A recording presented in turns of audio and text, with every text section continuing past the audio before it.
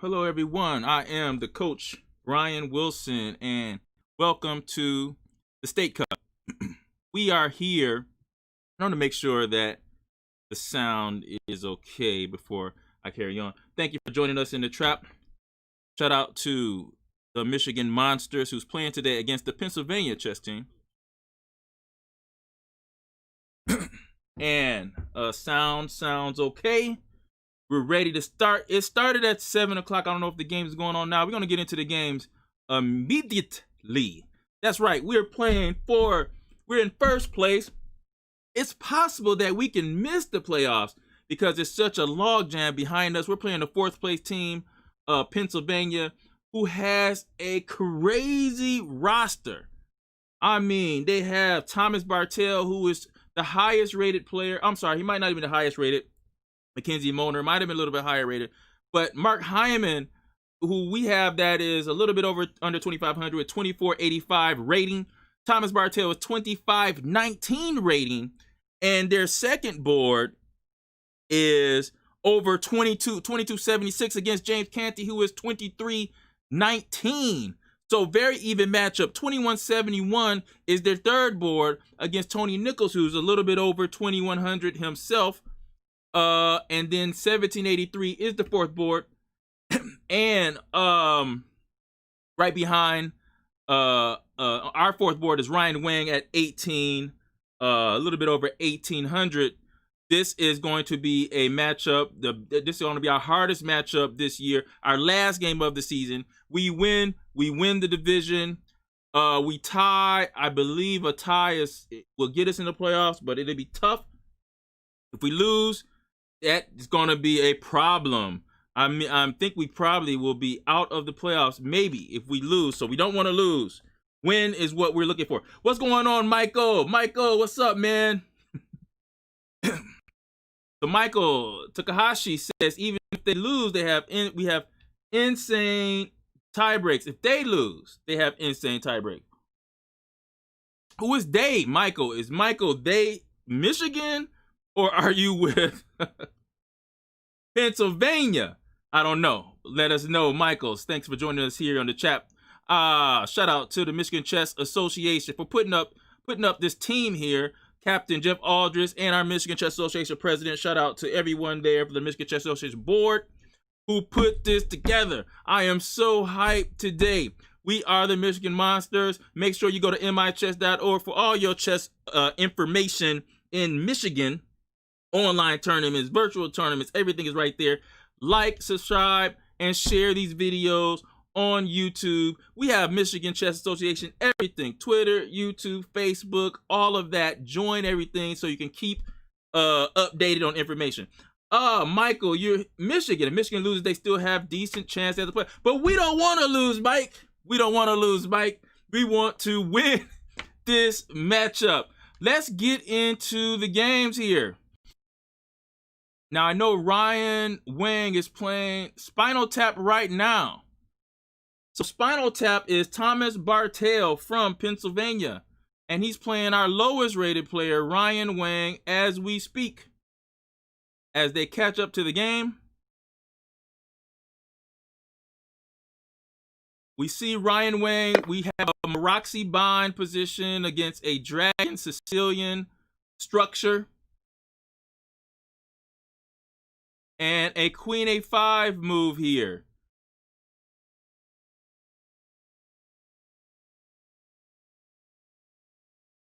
Queen A5. I think, Ryan, you could just castle here. Should be able to just castle here. But I'm looking at, oh, he goes Queen to D2. I think Ryan has a pretty decent position for white so far. So Ryan's okay so far. These early games mean a lot, actually. The early games means a lot. We have Tony Nichols, who is our third board.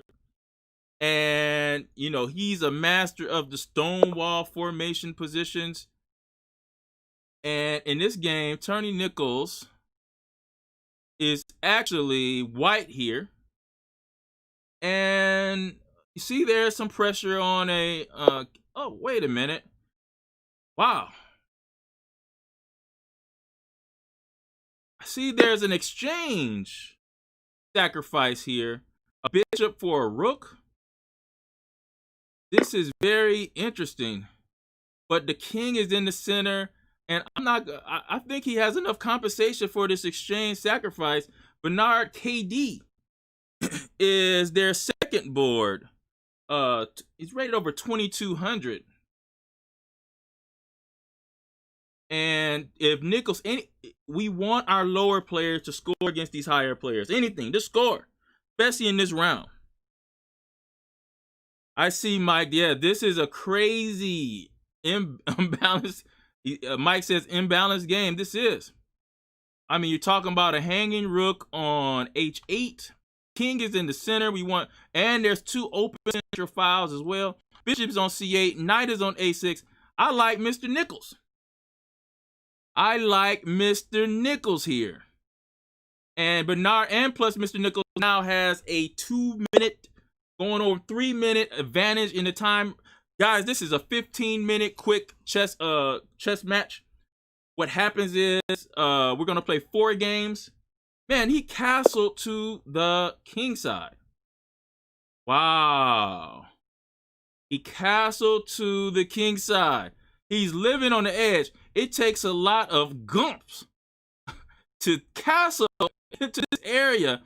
Nichols has the bishop pair. The dark square bishop is going to pay a big input. Is going to have a big important role in a game where there's no dark square bishop and there's weak dark squares around the king. Now, right now he has knight g6 to try to keep his dark squares together, but I think actually after a move like knight to or bishop to h6, maybe what black is looking to do is give back the exchange. So after bishop h6, maybe he just plays knight g6, gives back the exchange, but he's not out of the water there. He's not out of the water. Because he can't afford to go rook e8 because there is queen to e5. Or queen g5, knight g6, and queen f6. So this doesn't look good at all for Bernard K. And if Tony Nichols can score, if he can score here, because the higher player is playing the lowest player in the first round, and they make it that way so when the fourth round of 15-minute and 2-second increment games come around, first board versus first board, and fourth board will play the fourth board. I am so hyped. Mike says, can black play rook d8? Rook d8 in this position might get hit with queen g5 check, knight g6. Got queen g5 check, knight g6, and queen to f6. That looks game overish. That looks game overish. Not sure. It looks game overish there. Thanks everybody for joining us here at the Michigan Chess Association YouTube channel. This is our live stream for the States Cup. This is the Michigan Monsters versus the Pennsylvania chess team, state chess team there. And I am the coach, Brian Wilson, who brings to you the live streams representing the Michigan Chess Association and the Michigan Monsters. We are here watching the game of Tony Nichols versus Bernard K. Bernard K is the second board. Carl DeMelt. Carl DeMelt has a United States Chess Federation rating of 2276. You can check that out on our ticker right above where I am jabbering. And after bishop h6, he plays knight g6. And what Nichols would love to do is get his queen on the dark squares. But after queen to g5, hoping to go to queen to f6, I'm pretty sure he can spin multiple ways, whether it's f6, queen d6, multiple ways there. But I still like the position. Nichols is thinking about exchanging the bishop for the rook there. Me, I'm not doing that. I want to milk the dark squares around this king as much as I possibly can. Much as I can. Now, how does he do it? That's yet to be seen. I start with developing my bishop to g2, studying the development of the bishop on c8, and grabbing this diagonal. Maybe giving my knight, actually bringing a knight to d5. Bishop g2 with the plan of knight to d5, controlling all of these dark squares. Got to attack the dark squares, but he has enough time, 10 minutes to 8 minutes. Let's go to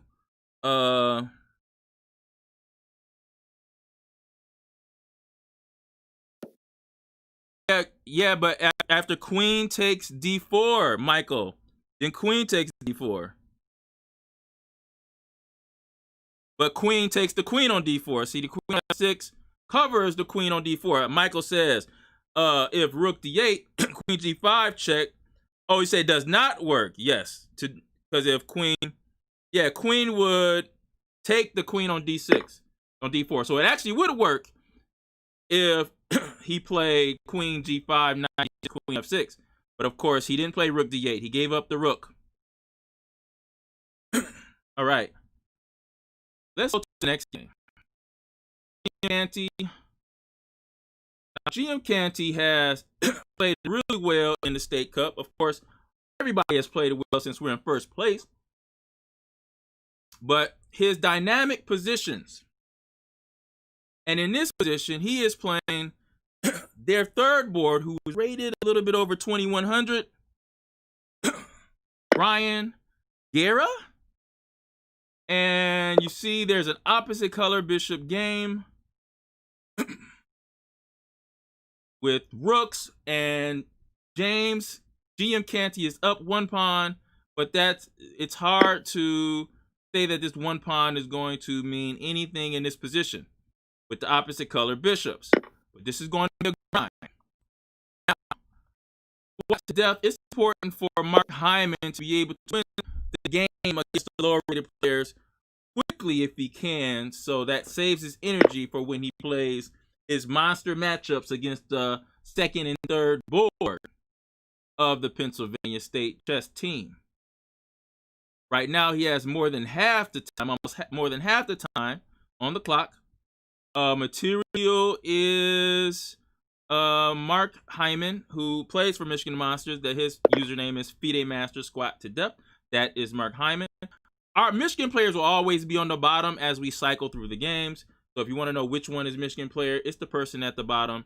That the view that we're taking, our aspect view, is the player that plays for the Michigan Monsters. And Mark Hyman in this position has the pair of bishops and an extra pawn, but he has the king in the center. But in a lot of Sicilian structures, which I imagine this is, king in the center isn't as important as some other openings because of the cluster of center pawns that you have after an open Sicilian is played. C takes d4.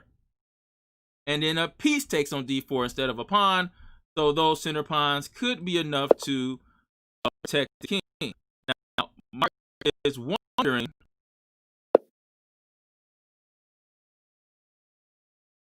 Sorry. Mark was wondering in that page, in that game, whether he should allow the knight takes e6 sacrifice in his game. And we'll go back there.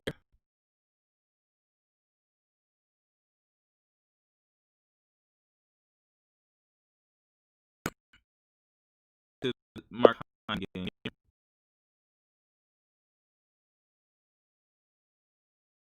All right, so yes, there is a possibility of a knight takes e6 sacrifice here. Now, is it good? You get 2 pawns for the knight? I don't think so. But Mark has to look at it. He has the luxury of more time.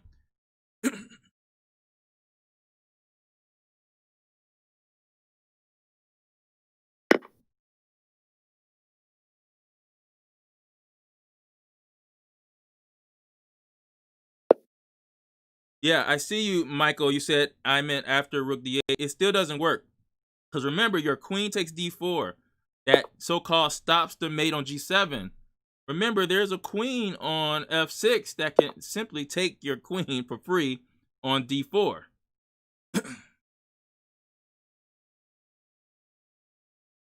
That's why it didn't quite work. Well, let's go back to the game, actually. Tony Nichols, he did trade there. He traded there, and he still has a great attack. He's not down in material anymore. He has a development lead, and he has the move. F5 was played. I'm pretty sure the bishop on c8 doesn't like F5 as much.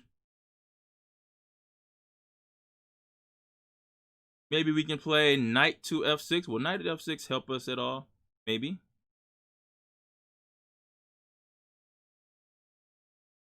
Or maybe even knight to G5. So he has to decide where he wants to go. So he does go knight F6. And I'm going to expect that black wants to play queen G7, trying to defend his king side. It's important for us to get this bishop and rook into the game before he gets complete development. This has to be a better position for white here. I would be scared to death if I was black. Look at the king.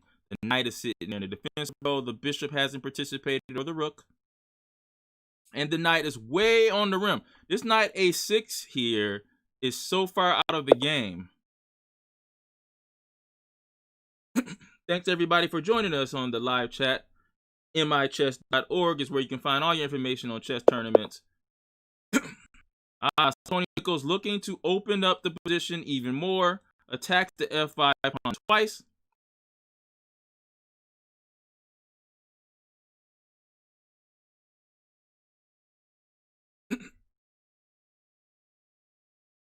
And this knight on f6 is such a strong piece. Knight on d4. You have to watch out, for tactics with this knight on d4 here. But Nichols has a really good position. Let's go Ryan Wang versus the international master, Thomas Bartel. And Ryan here, it's still even material. So Ryan is making him fight for it. But also Ryan's position is not that bad at all. The Black's effort to take this pawn, a backwards pawn here on c4. Right now Ryan has a bishop, probably need to make it better.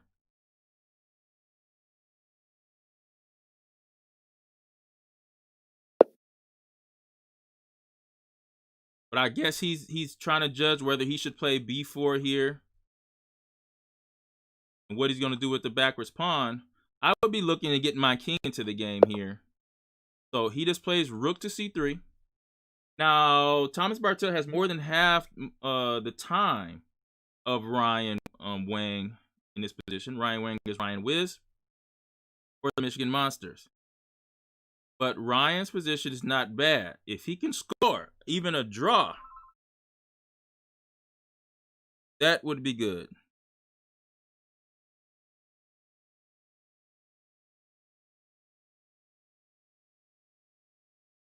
What's going on, Danny? Danny Rowe. Yes, this is the first round of games.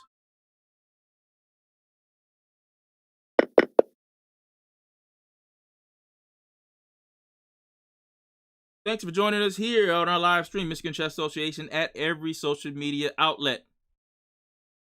I am the coach, Brian Wilson. We're watching Thomas Bartel, international master from Pennsylvania, playing our young and up-and-comer top 100 player, Ryan Wang. Big rating gap, but the play from Ryan isn't so bad. Isn't so bad. Like I said, we want to score as much as we can in this round. All right, so this is not me. I'm sorry, we haven't looked at James Canty's game, who I believe with the opposite color bishops would have been closer to a draw than the others. It definitely looks that way. This probably is going to be a draw. And in this matchup, we had a pretty significant advantage in rating. So this is the one we were hoping to grab, but a draw is better than losing. So we'll take it. I don't see how white can improve his position in this opposite color bishop endgame. Black's king is better at this point. Maybe he's planning on bringing his king to e4 and then to c4, dislodging the bishop from that square and being able to push the pass pawn as much as he can. But then if he does that, then we also have a pass pawn. So they just agreed to a draw right there. So that game has ended in a draw. So half a point for both sides right now. Squat to Death versus Awake Flood. 2 minute, almost a 2-minute lead for Mark Hyman, who's the higher rated player. Mark Hyman has the bishop pair and an extra pawn in this position, but does have a centralized king. Now, right now, the king is okay because of this cluster of pawns that protect the position from being opened up. So I do like black here, but it's counterplay for both sides. So let's go to This Is Not Me. This game is the game that is going to tell a lot about this matchup. This game is going to say a lot. Now, what is he doing here? Because I'm looking at h6. Then what? Oh, and then queen takes. No. Wait, is that trapped there?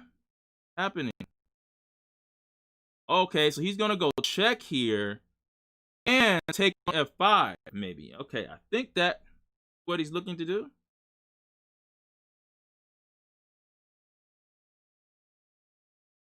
But man, Tony Nichols has to be careful because this is a piece. Now, how do you get it back? If you're checking here, you're getting a pawn, or maybe he's saying I'm getting a couple pawns so I'm okay. Has a little bit of a time advantage. Is getting down to the nitty-gritty of the game. Yeah, I know, Mike, it does. It looks like that's a lost piece, but does he have enough compensation? Because even though it's a lost piece, it's still a bishop on c8, a rook on a8, and a knight on a6. So they're missing in action right now. So if you get enough pressure on this file, then you never know what could happen. So there is some compensation for a piece. I don't think it's much, but there is some. And time is a little bit of the compensation too, because you're calculating whether he could take the piece. You're using time to see if you're going to take that piece and what happens because of that. And that time is something that Tony Nichols can use in the future.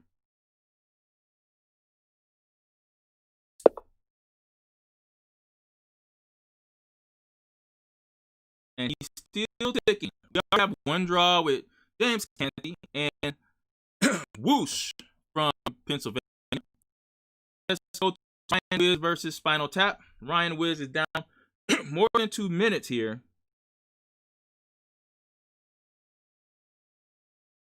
But I just don't think he has to panic just yet. Doesn't have to panic yet.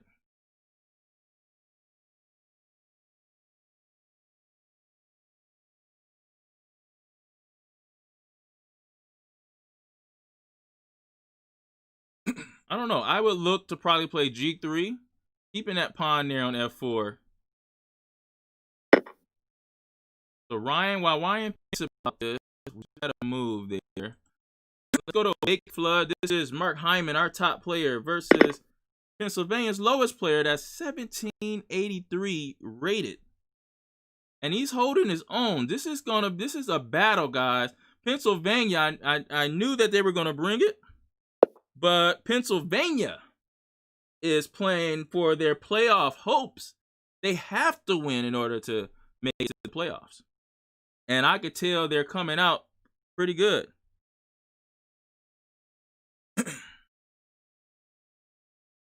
All right, so Michael Takahashi, you said after Antonio Nichols' game, let's go back to that. Got a variation for us. The move was E5 here. Well, they made some moves here after this, and then E5, you said. After E5, I think he could play Queen takes F5 after E5. Just drop the knight on F5.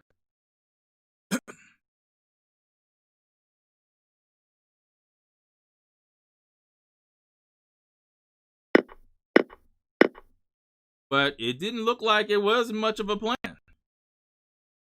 It didn't look like it there. Tony Nichols plays D4. So his threat is to move bishop to D3. He is up by so much time, though, guys. I would say he has more than enough compensation for that move there. But I don't like D4 because it allows knight to B4. I don't know why he's taking so long to do it. Is there a check? Oh, there's a check here too, guys. Oh, that's why. Bishop C4 check or bishop D3 check. What a move by Tony Nichols. What a move. That, oh man. If he's allowed bishop C4, Bernard KD is stunned. He's stunned. It's almost time for a wolf howl, guys. Because this looks like a victory for Tony Nichols. What a move he played there. We have a big advantage here in time. Big advantage in time. If he plays king f6, then rook comes to f1. So now you play the move bishop to, yes, bishop to d3 wins a piece. Maybe for more, queen to g7. That could be something to be played. Queen g7, bishop d3. Gotta watch these checks though. But yeah, queen g7. But Tony Nichols has a lot of time. Danny says b5. b5 where? Right now? b5 instead of the king move? When, Danny? And also, Danny, tell me something. Are you related to Michael Rode? Danny, I think you played on New Jersey's team, I believe. The Rode name is pretty popular in chess. I just want to know, Danny, are you related to Michael Rode? Tony Nichols brings. Oh, wait a minute. What if he goes check here? That was a quick move. Check. That wins the queen. And we win that game. Tony Nichols with the attack down the H file with a piece sacrifice. And guys, we win that game. So wow, I put our score out, and we need to put our score up because there was a draw as well.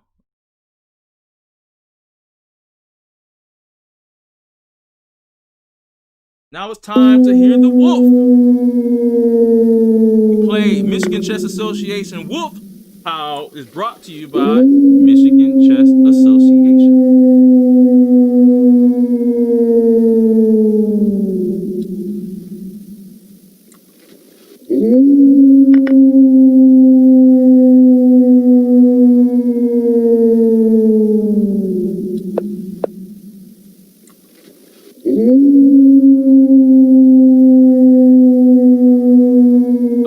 Next game we go to. Let's go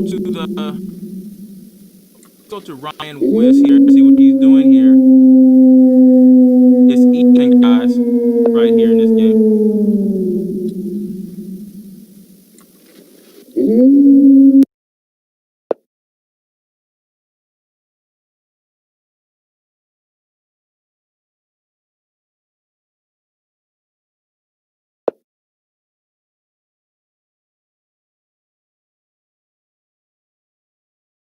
Okay, so right now we have 1.5.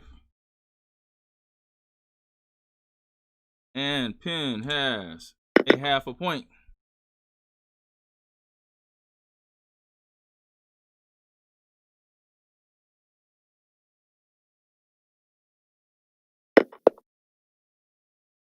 And Ryan is trying to hold on in this game. He's down a pawn.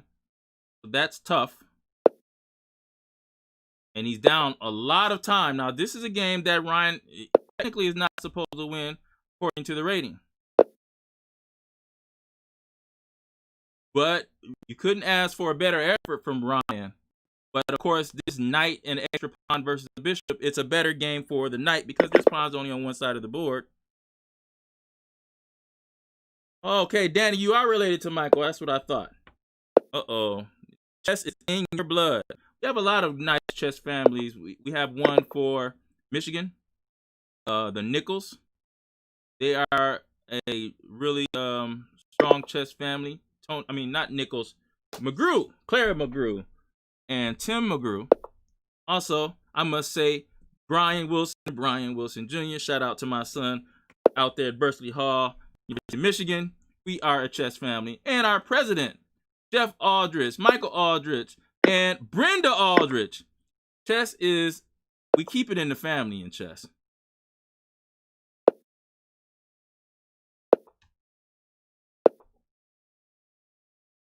All right.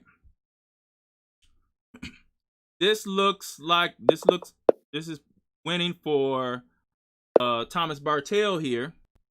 Let's go to the game. So Wake Flood is down. Oh man, he's down seconds here, and this looks like cancel Christmas for. All right, so we get 2.5 in that round. 2.5 in a round. We would have liked to have 3 in that round, but we get at least 2.5 in that round. Yep. So that round is over. I'm going to wait. Hold on.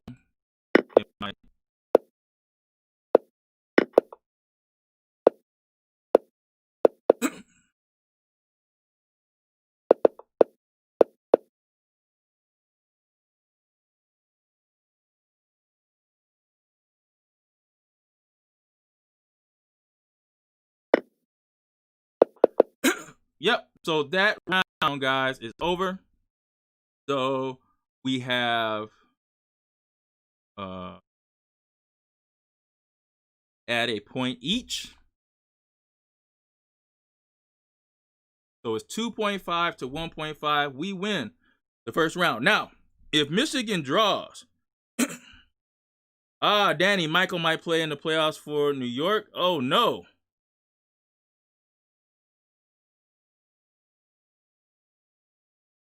Okay, yeah, Michael, yeah, that's my son, Brian Wilson Jr. That's right. He was at, junior high nationals. That's him. Yep, now he's in college. All right. Michigan Monsters are up 2.5 to 1.5 in that round. So we get the 1 point there. That's big.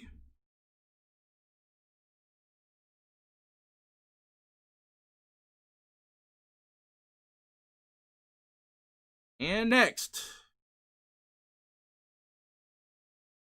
if they're playing right now, no one has started at this moment.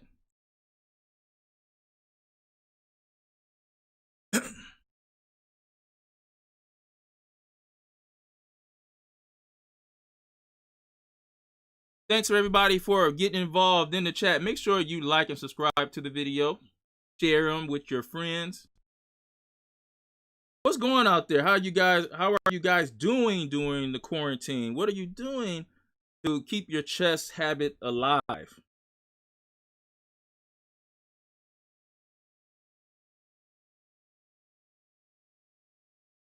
Oh, Michael, you played Brian in the Blitz tournament? Really? Mike, are you from Michigan? Cause that if he played you in the tournament, that would have been odd. Michigan player versus Michigan player. But okay, yeah, in 2000, in the junior high turn. Okay, that was a while ago. Yeah. All right, we're gonna start. Look like Mark Hyman's game has started.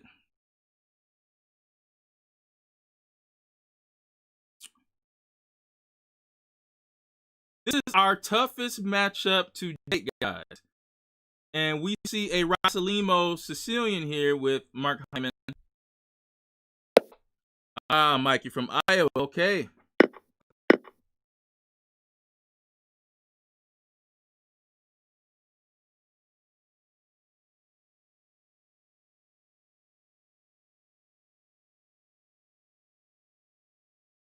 I wonder here, when I'm looking at this position and this king in the center, for some reason, I just want to push this and try to open it up. He plays C3 instead, trying to open up that way. This looks like a position that is comfortable for Mark Hyman. This is the position that you can open this up here. King S28. There is a break that we can try to get on E5, and I like White's position here in this Rosalimo. All right, so let's go to our second board. This is James Canty, who had a draw the last round with Pennsylvania's third board there. Opposite color bishops. Opposite color bishops are great when you have the queens on the board and you can attack using that color construct.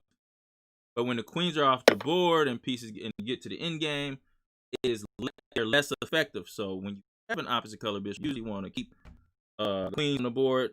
You can attack that king on those squares that the king is weakest on.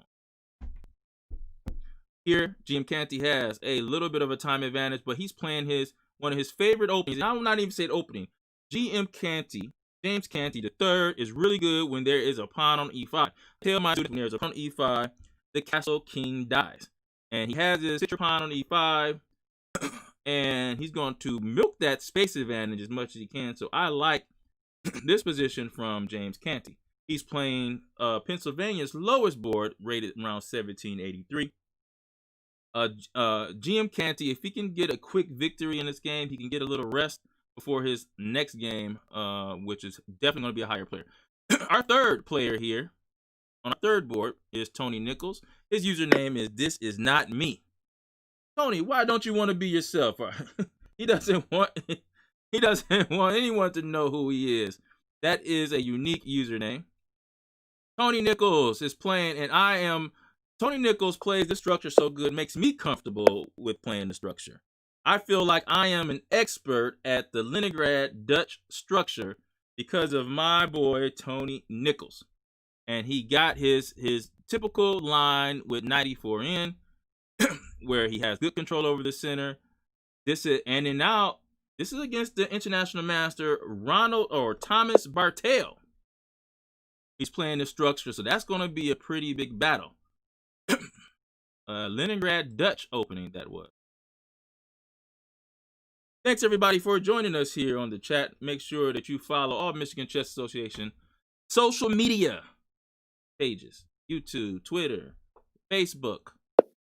All right, this game looked like this started as a. This definitely looks familiar to me. Let's go back a little bit. So this is Ryan Rain versus Bernard KD, who is the third board for Pennsylvania. Okay, this is a Sicilian.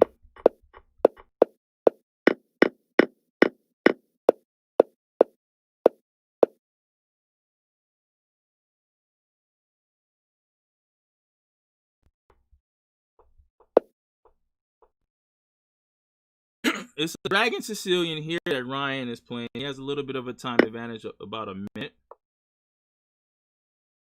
And I believe his position, he has to be at least equal in this position with black. First thing I would look for is could I play d5? d5 or queen to b6. All these moves look pretty decent. Or is this a position where I would like to go knight c6, d5? I think d5 so I can develop my bishop. Maybe I can get rid of the doubled pawn. Plays b5 here. That makes sense too. That stops knight c4, keeps the knight on a3 stagnant. I'm gonna play bishop to b7, developing that piece that way. Goes bishop to d6. I don't know if I like this move because I mean maybe he wants his bishops on this diagonal. I don't know if I like that move because once we play rook a to e8, I don't know why the bishop is there anymore. So that's very interesting. All right, so I think Ryan Black has a good position. Go back to squat to Mark Hyman versus Whoosh.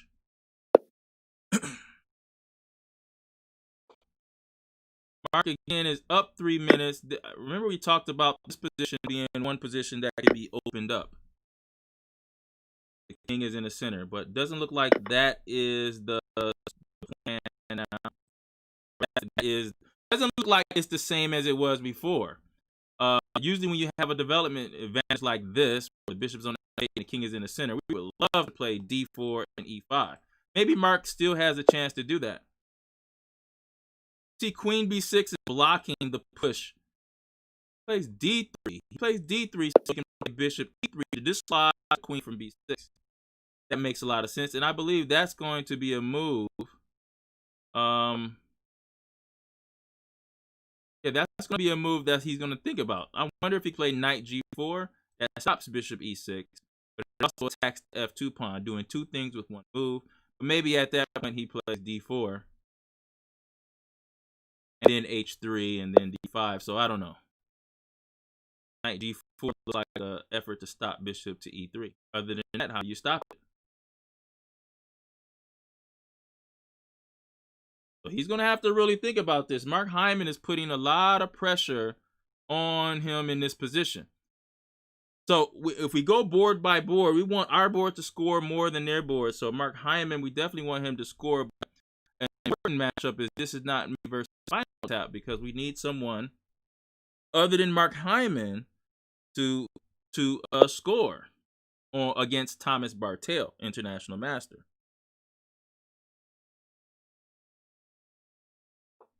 Yes, Mike, them discoveries are very dangerous there.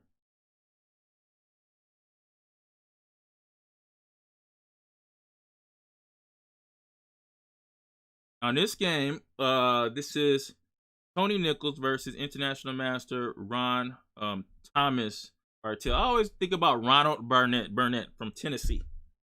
Getting their names mixed up here. Ronald Barnett is an international master as well. And you see Thomas Bartel he's grabbing his space on the queen side. This is the most effective plan you're going against the Leningrad Dutch. This queen side pawn storm here.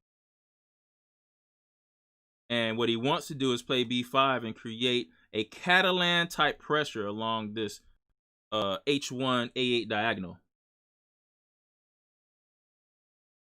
Yeah, Mike, in Hyman's game, white definitely is better.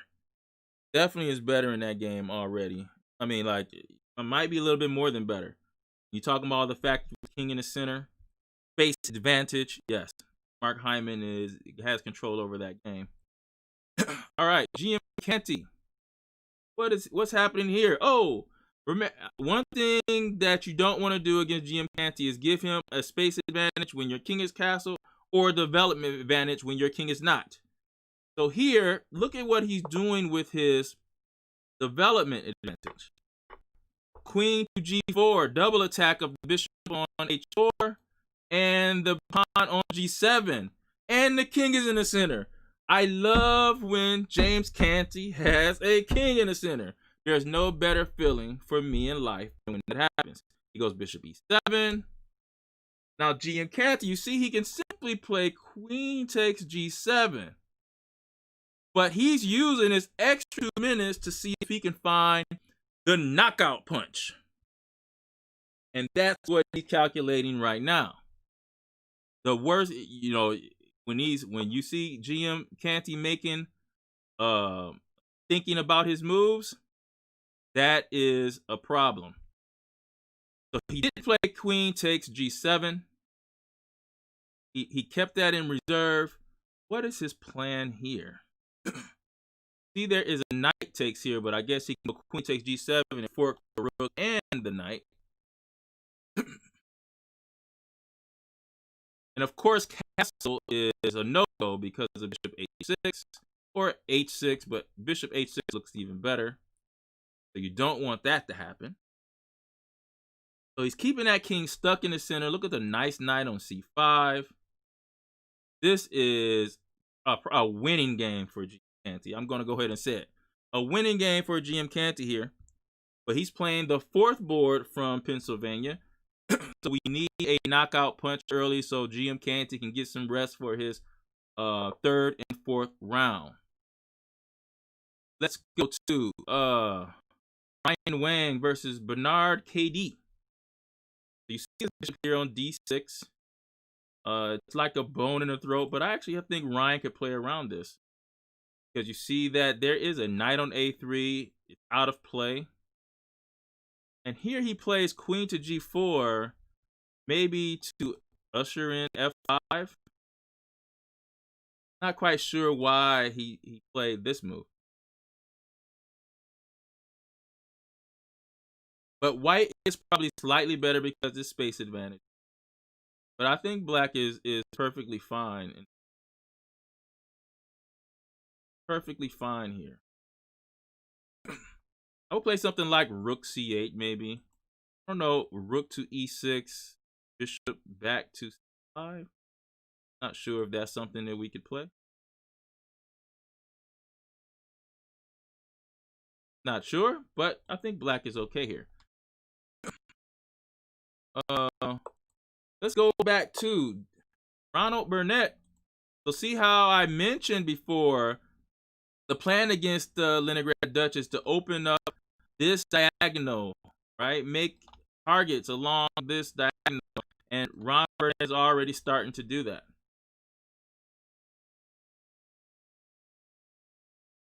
But Tony Nichols, on the other hand, is doing what he's supposed to do. He wants to play g5 and bring the queen over to h5 and maybe knight to g3, so, or g4. So that's his plan. Barnett tries to eliminate the knight before that plan sees any day of light. I don't know. Maybe this is it possible to move this knight back? Probably. I don't think we should grab this pawn and give up the f5 pawn. He has something to think about, but hey, Tony Nichols has a little bit more time on the clock. All right, let's go to Hyman game. You say a Hyman game, there's some discoveries. Oh, yeah. And look at the time advantage that Mark Hyman has as well. That is big. So he did hit him with the b6 discovery.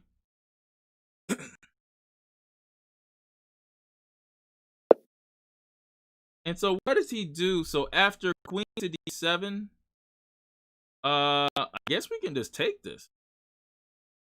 We can just take the a7 pawn. The pawn is free. But I'm thinking maybe you want more. Maybe like knight to b5, threatening c7. Maybe that's it. So after queen d7, you could play knight to b5, threatening knight c7, or just taking the pawn on a7. No rush there. If knight to d7, then probably you just take the pawn on a7. So there's going to be at least up a pawn here.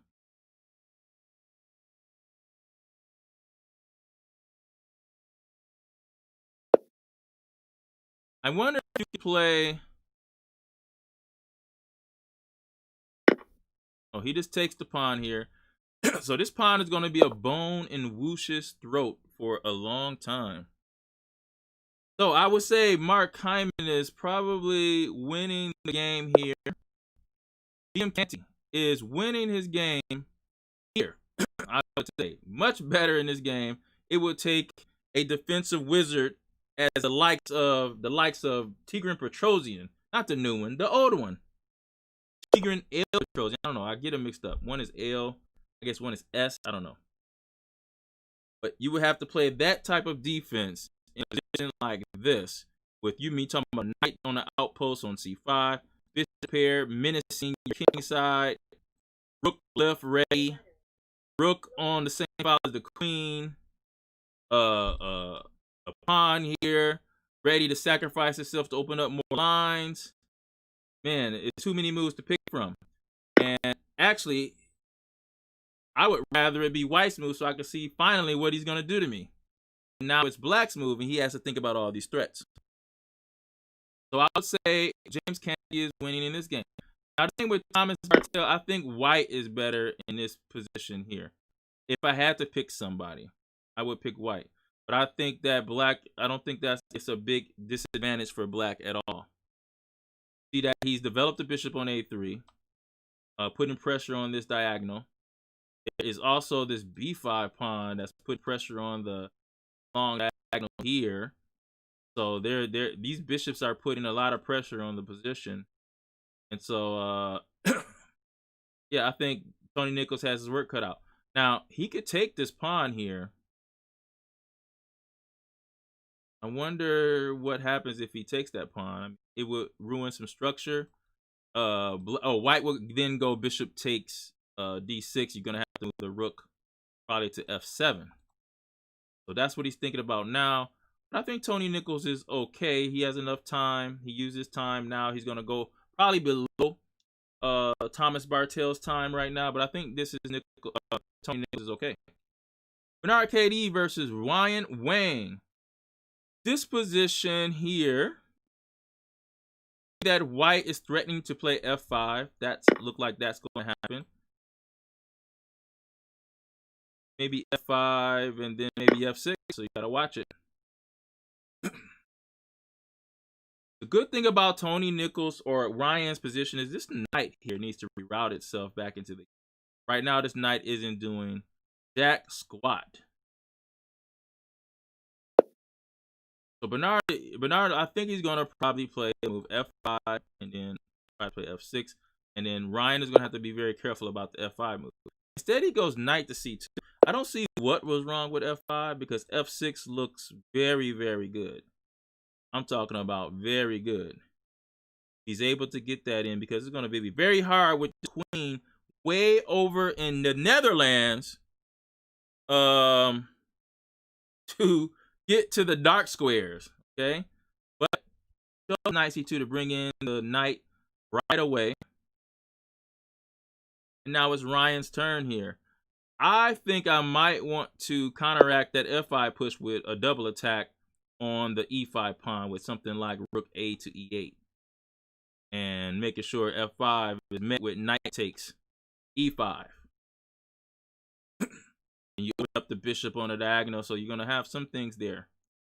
So I would want to do that more than anything, because I know f5 is coming. So I think that white is probably slightly better in this position with Ryan. So let's go back to the top game. Whoosh versus squat to depth. Both players are castled, but squat to depth has a extra. He has an extra pawn, and that extra pawn is a very well passed a7 pawn. And so black is going to try to figure out how to surround this pawn and try to make it not such a threat. If I can surround it, maybe I'll leave it here and instead try to open up the position and look for other targets. But it doesn't look like he's doing that. It looks like he is really trying to surround that pawn here. He wants to play b6. That's hard. So he has to cover the knight first. So he has his work cut out for him. Looks like he wants to play bishop to d8, b6, queen d7, try his best to kind of create a shell around the pawn. Great move by Mark Hyman, putting the rook on the same file as the queen. So his plan is to play knight to d5, pawn takes, get the piece back because there's a pin on that file. So, and it also, this is a great move to play when you're up in time as well, because that is an easy move to miss if you're in a rush. Knight to d5. All right, let's go to GM Candy versus Awake Flood. That is the fourth board from Pennsylvania. GM Canty has more than a 6-minute lead. I love the patience GM Canty showed in this attack. Like, he is not in a rush. You know, the attack isn't going anywhere. He's just adding more pieces, simmering the pot. It doesn't taste right, so adds a little bit more salt, some more pepper until the food is just right to eat. And that's what he's doing now. He's simmering, seasoning the meat, and then once he's ready, he'll go ahead and take a bite. So this is just a really good game for GM Canty. And you see how he's just squeezing him more and more, kind of using the time to make his opponent make a bad move, because it's hard for black to improve the position. Bishop is on d7, trash bishop. The queen is all the way on b8. There's a rook on h8 here, and the king is stuck in the center of the board. So it's hard to improve the position. GM Canty can just take his time and just make those squeezing moves to make sure he cannot get out. You don't want him to survive. So let's go to Spinal Tap, which is the international master, Thomas Bartel. Now, Tony Nichols was able to close the queen side.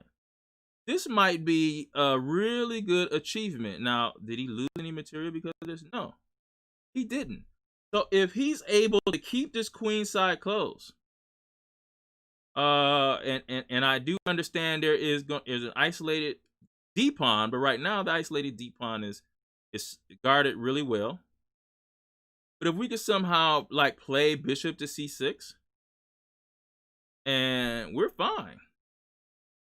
We're fine. Now, right now, bishop c6 can't be played because of bishop takes b7.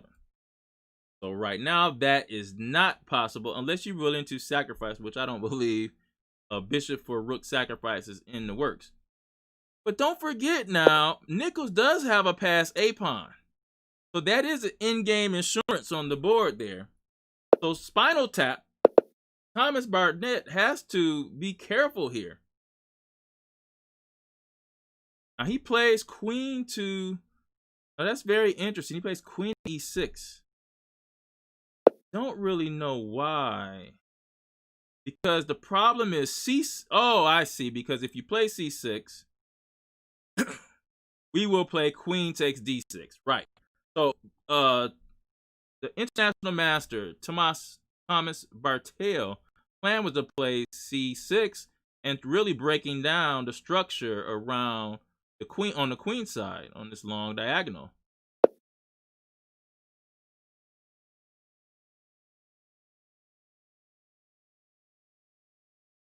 All right, e3 is played.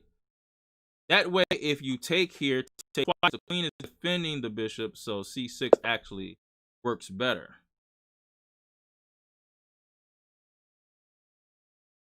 So he does take.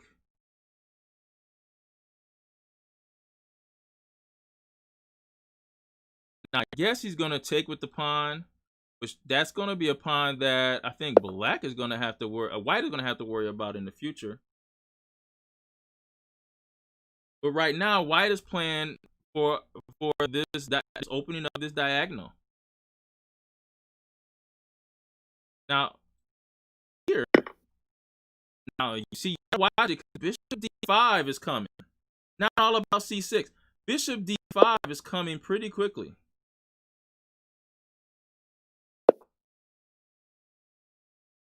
So he's going to have to play something like queen e8.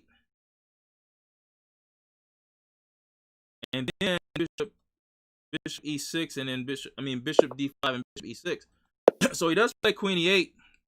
This game is going to come down to the wire, guys. This game is going to come down to the wire. Let's go to Bernard KD versus Ryan Wiz. You see, there's that f5 move we were talking about. That's the move. And then f5 and f6 should be coming. Ryan has to be careful here.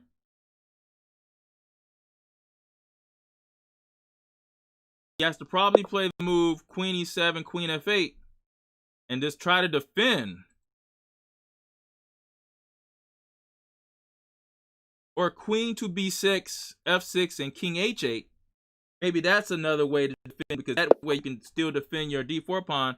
But I would say Ryan is in trouble here. Ryan is in some trouble here. He goes queen e8. So f6 should be coming.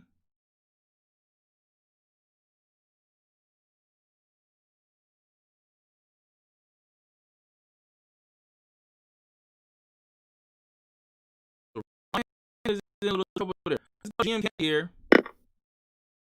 What's happening here? It was Canty just took something. What did he take? He took a knight here because bishop to b4 is game over.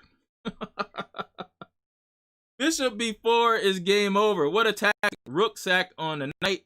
Bishop b4 check. With the king in the center. The pawn coverage e7. The bad bishop on d7. So he doesn't take back. But then here we got bishop b4 anyway. And after queen to e8, we can go rook to c7. Rook c7, right? There you go. Rook c7. And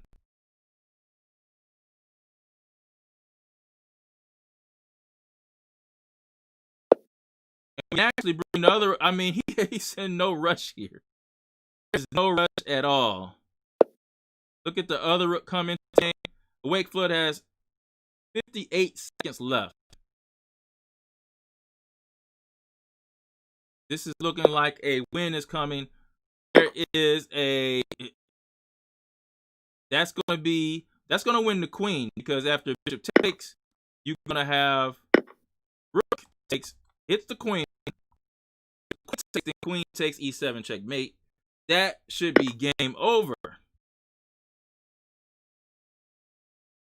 So that is for us there. Mark Hyman wins his game here. There it goes. He wins a piece there in that pressure along the C file. So we have 2 wins there. Final tap versus. So white does win this game here against Tony Nichols. So that's 2-1. And then we have one more game here, and that's Ryan here. And it's not looking good for Ryan here on that on this file here. Ouch. The one thing I think he could try to do is hold the dark squares as much as he can. Maybe he pushes up here, doesn't take. Maybe play h6 here. And try to hold those dark squares. He did take there. I thought he probably should have taken that. This is going to make it worse. Now he has to play queen to g7 after the check. There's a rook lift coming. No, maybe no rook lift, actually. Maybe there's no rook lift. He has his work cut out for him here. As it stands now, it's 2-1 Michigan Monsters. And we have 2 wins. I'm sorry, guys. I didn't give us every time we win, we make sure that we give a wolf, howl, or a ghost scream. Do our ghost scream.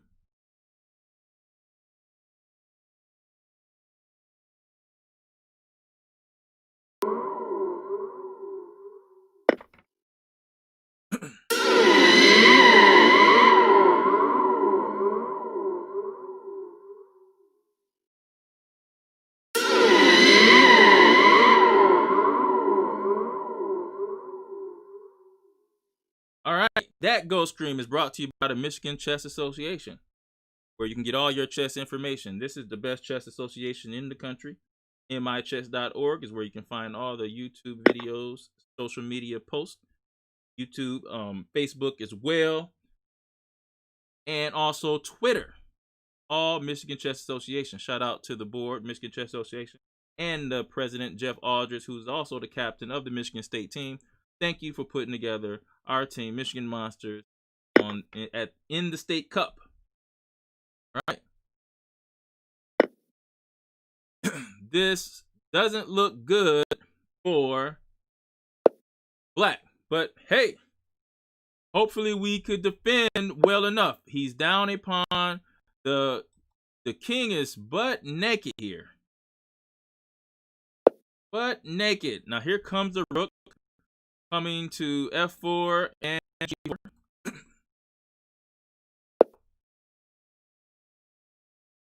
Bishop to c8. Ryan is fighting. He stops queen to e6.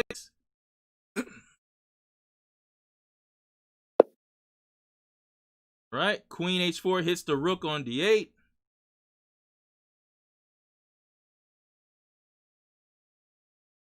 Maybe knight c6. Finally get the knight in the game. Oh, he goes for the trade.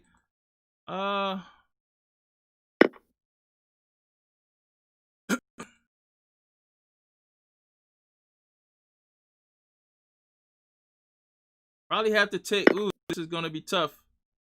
That's checkmate. He gave up checkmate with queen h7 checkmate. He didn't want to give up the bishop. That's why he allowed. Oh, he missed. Wait, what? That was checkmate. He missed checkmate. Wow. He missed checkmate. Okay. Sometimes he caught the winning disease there and missed checkmate. Wow. This is how things change. Go queen g7 here. Try our best. I don't think there is any other option here. I guess he can move back. He doesn't want to trade queens. He could move. He does go queen to g7. Will he take? He has 2 extra pawns.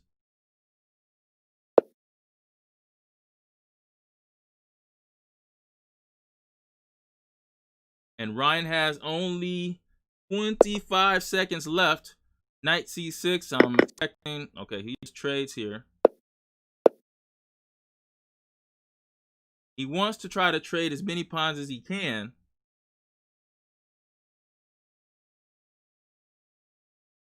But it doesn't look good.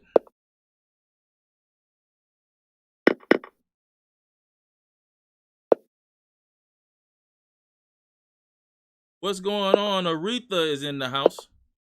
Shout out to everybody in this stream. Tell us where you're from. Aretha, where are you from? No, I'm sorry. Erytheta. Erytheta, maybe.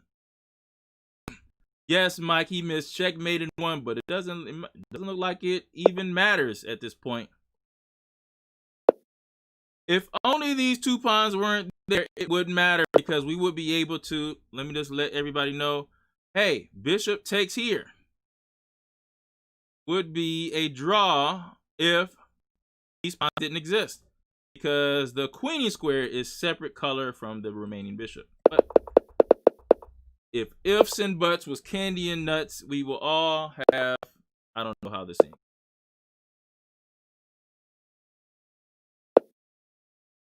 How does that saying go? If ifs and buts was candy and nuts. Erytheta from Norway. Oh man. Shout out to everybody in Norway. There's like a couple good players in Norway, especially one person that's pretty good. Erytheta, how did you find out about the stream here? You're from Norway, but you live in Michigan. Joe, what's up, man? Shout out to Joe Gasson checking us out here at the State Cup. This is our State Cup team. We watching Ryan Wang. He's struggling right now in this game here. We've already won 2 games. If Ryan loses this game, it would be 2-1. I mean 2-2. We will draw this match, but we will be up a point in total.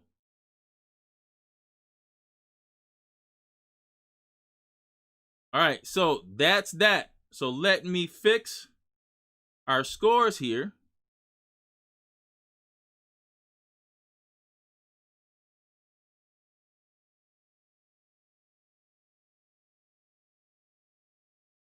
Thank you everybody for joining us here at the Michigan State Cup live stream. We are the Michigan Monsters. This is our state chess team here, led by Mark Hyman, international or FIDE master Mark Hyman. I'm spinning it into existence. Mark Hyman will be a international master soon. And also international master, national master James Canty. I'm speaking into existence with him too. He will be international master soon.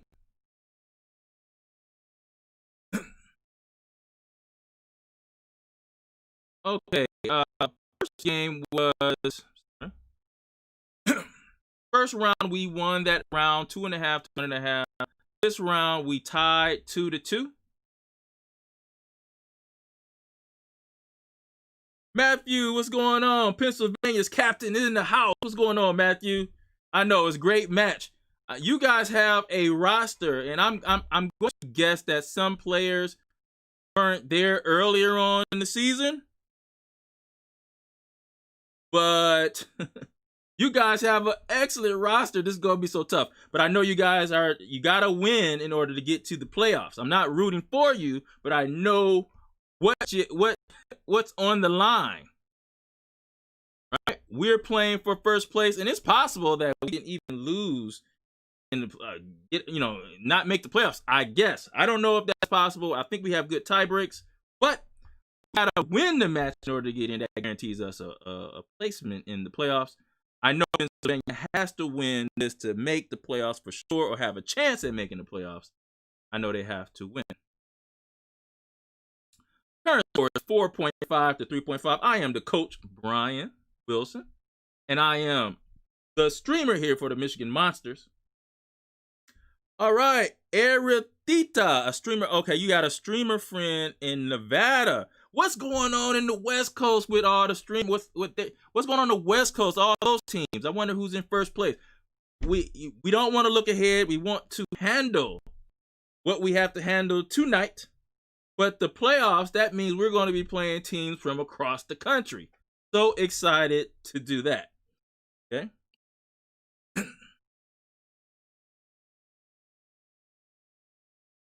Matthew, you gotta have hope, baby. Gotta have hope. You can win. You win it. You win this match.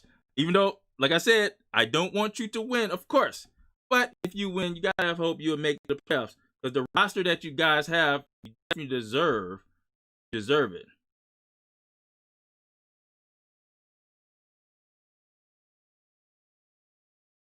All right. Matthew says PA tie breaks are bad. We need New York or New Jersey to lose. I didn't even look to see who New York and New Jersey was playing. I know we tied New Jersey as I get into the game. We tied Jersey in the first week, and then we beat New York. We beat New York pretty bad. I think it was like 11. Yeah, it was 11-5 when we faced them. Here we watching Bernard KD versus Squad to Death. Squad to Death so far is undefeated, 2 wins and 0 losses here. This is the third round. Squad to Death is what's happening here? What opening is this? So this was a bird opening, or you can call it a stone wall with the white pieces.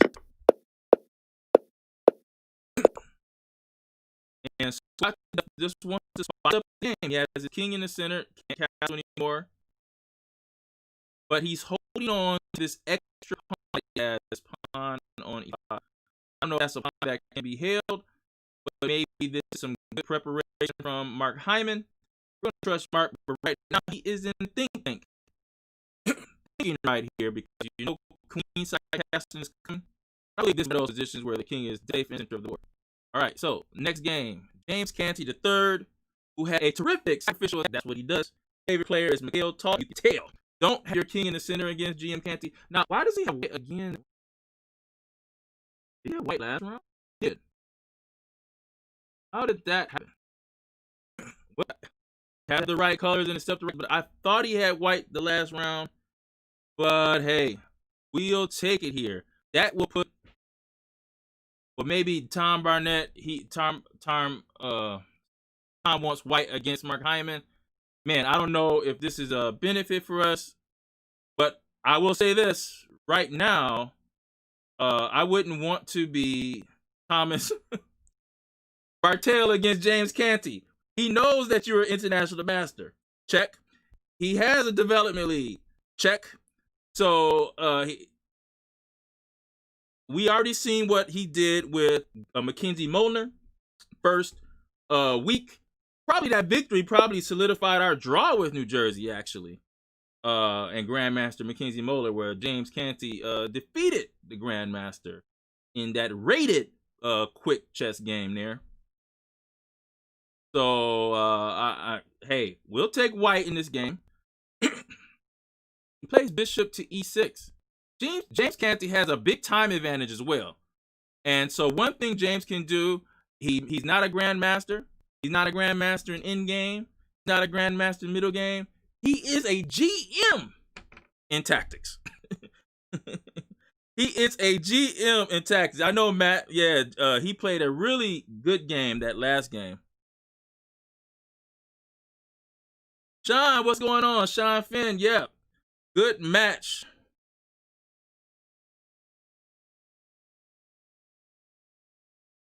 Oh, New York is playing Maryland. Maryland is tough. I think we had a draw with Maryland, man. Maryland is tough and Maryland is tough. They're very underrated, bro. Very underrated. We had a draw with them.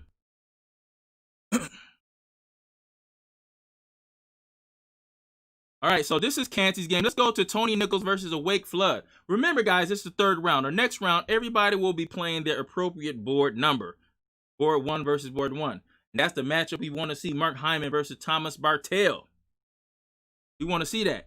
James Canty versus their number 2 player, DeMelt. We want to see this. Right now, Michigan is up 1 point in the score. The score is... I'm sorry, guys. I didn't even update the score. Hold on. Let me make sure that you guys can see the score here.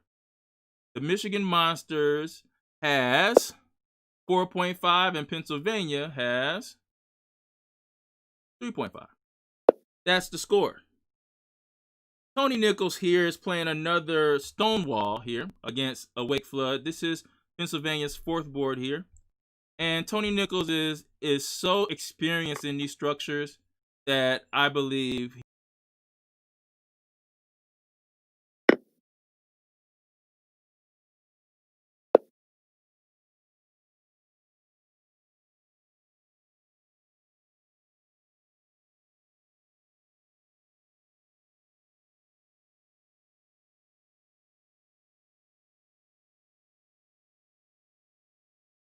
he is I believe he's a really good expert when it comes to this. But I will say Wake Forest doing what he's supposed to do is try to march his pawn majority on the queen side, just like Tomas Bartel did in his game. Tony Nichols is going to have to make sure he gets enough counterplay in this game with black to make that not such a big deal. So you see how he played A5 to kind of slow down the A3 B4 push.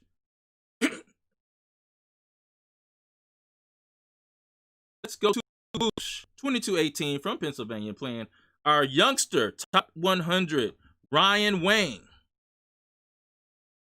I think Ryan's a top 100 player. I believe he is.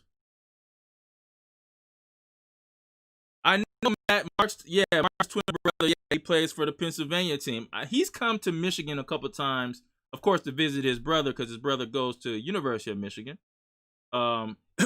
And so he's come a couple times to play in tournaments, and I've seen him in the Midwest, of course, at the tournament in Illinois and some other places. So, and he's also, Alec Hyman is a strong player as well. So chess runs in the family. We just talk about Danny Rowe, Michael Rowe, the Alders. That's Michigan Chess Association president. His whole family plays. His brother plays. He has 2 kids that play. Me and my son, we play. Claire McGrew, who has played our third board in a couple key matches that we won. She has a father that is an expert chess player as well. So it seems to carry through when you have family with chess. He seems to carry through with families. Sure. And I love chess, man. I'm telling you, if they sold chess on the corner, I would buy it. All right, we're watching Ryan Wang against Woosh from the Pennsylvania team. Now here he is allowing a protected pass pawn. What says we can't push? Why? Why can't we?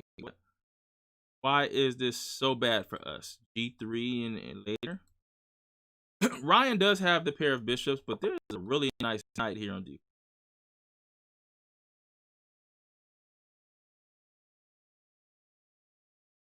I think I would take the protected passer in this position.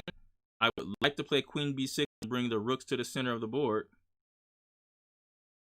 I would take the protected passer here, and he does. He does. A4. He's trying to open up the diagonal for he would like to play C4. That's what he would like to do.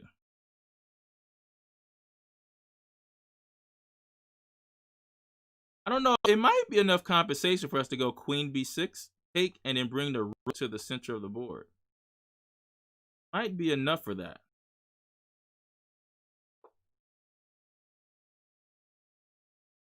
He's going to have to think about that, but now he has to watch his time. He is down 3 minutes on the clock. That's right, Danny. Legacy. You want to leave a legacy, whether it's financial or chess. Chess legacy. That's right.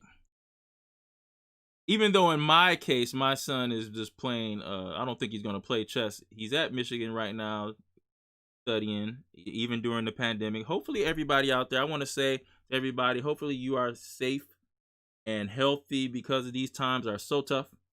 If anyone has lost any family members, I keep you in my prayers. I have lost family members, and we have lost some people from our chess community as well due to COVID-19 or conditions related to.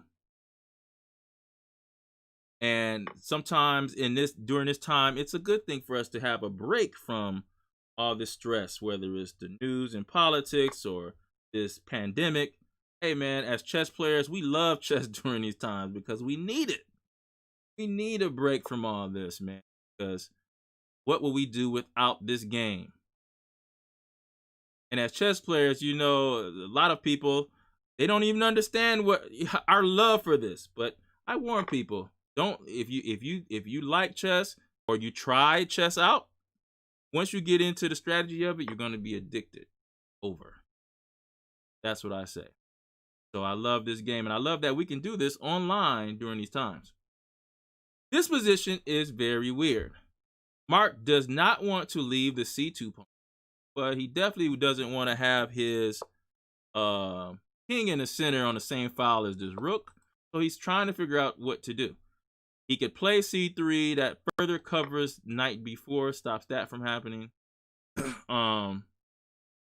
don't want to play a move like e4. That's just a free pawn. So he's trying to think about rook king c1, trying to get that king to a better square. Maybe bishop to b3. That way you can look at going king to e2. Because you can't put more pressure on the d2 knight right now. But he is thinking there. So I will say Bernard KD is keeping the pressure on Mark Hyman. Because even though Mark is up 2 pawns, these are not the 2 best pawns to be up. Those 2 isolated pawns there on an open file. So I think black is okay here. I know, Sean. Chess keeps us sane. All right. GM Canty versus Spinal Tap. Spinal Tap is the international master, Ronald Barnett. Anytime somebody has an IM tag or a GM tag, we got to give them respect. And you got to put respect on Ronald, or I'm sorry, not Ronald Barnett, but Thomas Bartel. You got to put respect on his name as I mess his name up. I get him and Ronald Barnett mixed up all the time. Tom Bartel from Pennsylvania. He has the black pieces versus white, James Canty. And James Canty has a decent position, but I will say black, this bishop on b2. And there's a pawn on c3. There's a backwards pawn that I think Barnett is going, or Bartel is going to clamp down on. That's going to be something that James Canty might have to deal with. Now, this is a positional position. Something that James isn't as good at if you compare his ability in the tactic arena. There is an isolated pawn here. The rules when you go into an isolated pawn is that you want to be able to trade all the minor pieces off, because the minor pieces benefit from the space advantage that the isolated pawn gives them. But James also has a backwards pawn on c3, which makes the bishop on b2 terrible here. So I think black actually is better in this position, fortunately. Let's go to Tony Nichols against Awake Flood. This started as a Leningrad Dutch position. Tony Nichols, material's even. You see I think Tony Nicholson literally does move his king up here. So I think he should be racing with his king now. You see Awake Flood has already started that process. I think Awake Flood has played pretty decent here, considering his rating. But Tony Nichols, you would like, if we could put the king anywhere we wanted to be on b4 if we could.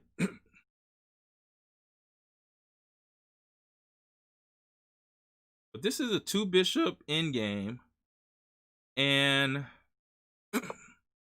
I still like Tony Nichols' position a little bit more because it's structure, but this bishop has to do something.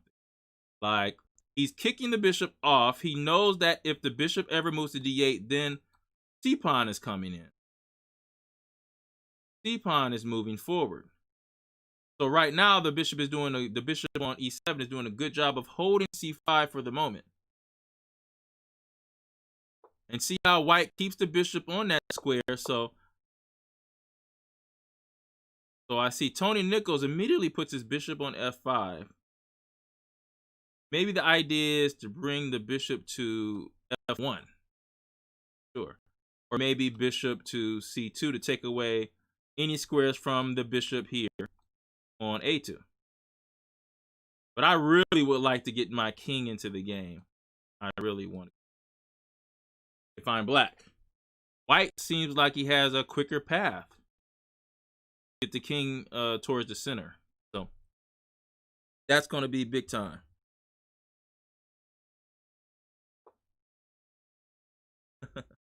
All right, Matt. Yeah, Matt. Shout out Tom. Tom, he said Tom is amazing, especially when he's not checkmated.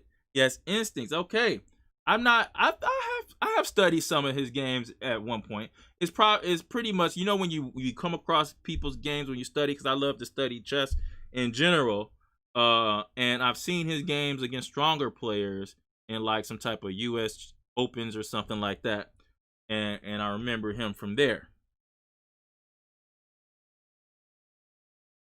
Oh man, Matthew, I hope you do not get a point here. I do not want to be tied. But if it's any round that you would get a point, would it be this round? Yeah, it would have to be this round. It would have to be this round because our last round, we're pretty even, you know, across the board, actually. So that last round, it would be nice to see who's more clutch. It would be nice. Right now, Tony Nichols has a 2-minute lead here. Now, I wonder if this is a good move or not, because there is a possibility after take that it could be a pass pawn on the H file later on in the game. So I don't know if that is actually a move that I would have played.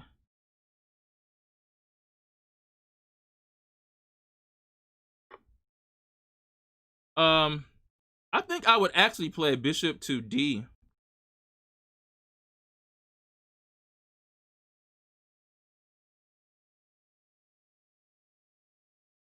Plays G5 here. Huh. Very interesting. But Tony Nichols has a minute up there. Boost versus Ryan Wang here. Ryan has the bishop here. He just played bishop to F2. These bishops are controlling a lot of squares. And man, I think his kingside attack is going to be devastating here. Why not play rook to D6? And then queen to H4. That's what I think he's probably going to try to play. Because this bishop on F2 is covering a lot of squares. I would definitely be trying to get my queen to G4. I mean, H4. Could he play rook H4 now? I just don't want to have my bishop on this in this pin. That's my biggest thing. That's why I would like to play rook D6, get out of the pin so I can play rook to H4. He plays rook H4 instead. Very interesting there. Now, is there any way for him? Okay, so he just plays H3. That was a quick move. That is a move, I believe. That's the reason why a lot of players lose their games, is because of moves that are quick like this, H3. I would not have had the courage enough to play a move that quickly in a position like this, especially when you have a time advantage. The reason why you have a time advantage is so you can use that advantage to think more and think about every possibility, or not every possibility, but a lot of multiple possibilities where your opponent does not have that same luxury being below in time. But he made that move in like 0.3 seconds. So maybe he calculated rook H4 and he played H3 immediately.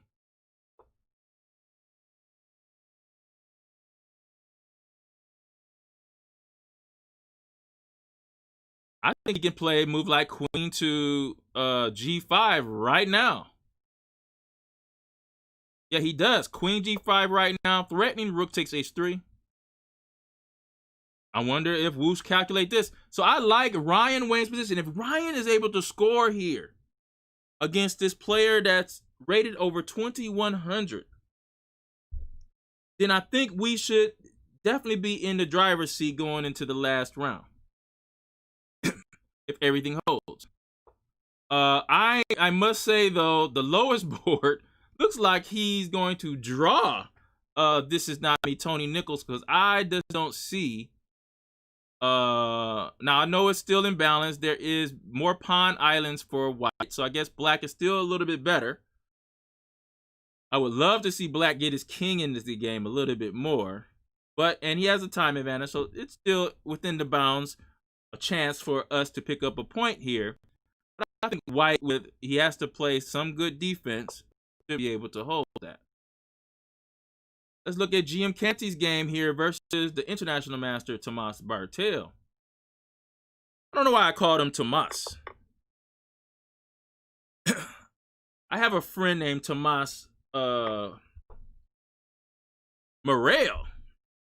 and his name is spelled Thomas, but it's Tomas. He's from Peru. He was my first chess teacher, a master, Tomas Morel from Peru. when I was in Hawaii. I lived in Hawaii and teaching me. And he said his name Tomas. I wonder, that sounds like a cool way to say your name, even though we would say Thomas, and I think it is Thomas Bartel, but Tomas sounds pretty cool. Matt, you said you think 25 Rook D1 was a big mistake. Should not allow Bishop F2.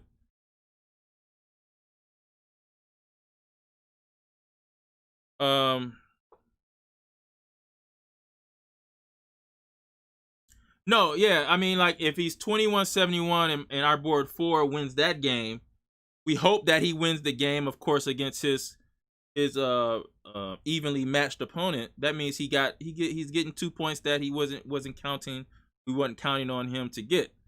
So yes, for him personally, he would have done his job personally. You know, of course, everyone else has to do a job. We had a draw with the lower player there. But it looks like the third board here, as we look at the Thomas Bartel game versus James Canty, and it's going down to the wire. Both players are dipping below 3 minutes. As we look at the third board, this is Awake Flood, who is the lowest rated player, 1780 player against a 2100 player here. This doesn't look so bad for white, actually. It doesn't. And so I think this could honestly be a draw. Now, another thing is he has to watch. Now he's getting his king into the game. I believe that if he was able to get his king to B4, white was able to get his king to B4, white would have had a better shot.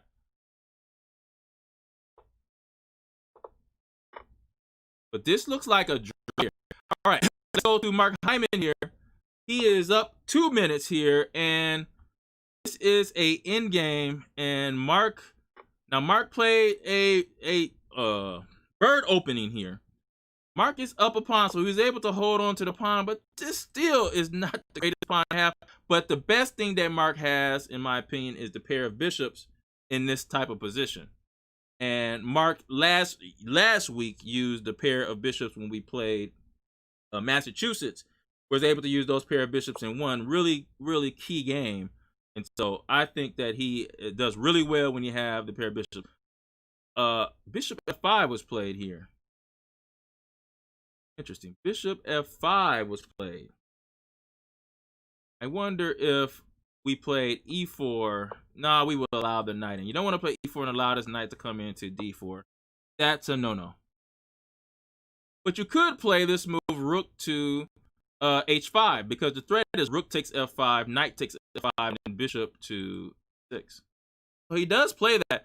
I was looking at bishop D7 and then the move E6. But I guess, wow, maybe he has to play. Yeah, he has to play bishop D7. And if he plays bishop G6, we win a pawn with bishop to E6 check, winning the G4 pawn. And Mark Hyman is putting the screw to him on his time, so he's in the think tank. Let's go back to James Canty's game here against international master Tomas Bartel. Jim Canty has a minute lead here. Material is even.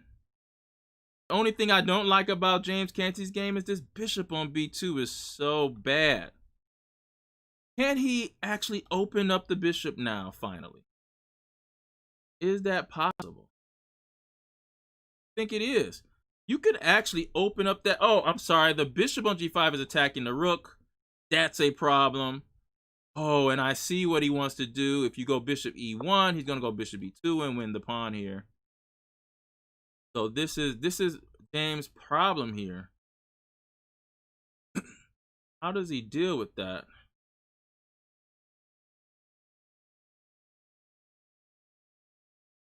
No, it's gonna be close here. I don't know if he's thinking about giving up the rook, but now he's dipped below Thomas Bartel's time. Rook probably to F1, bishop to D2. And then maybe bishop E2 hits the pawn on H5. Oh.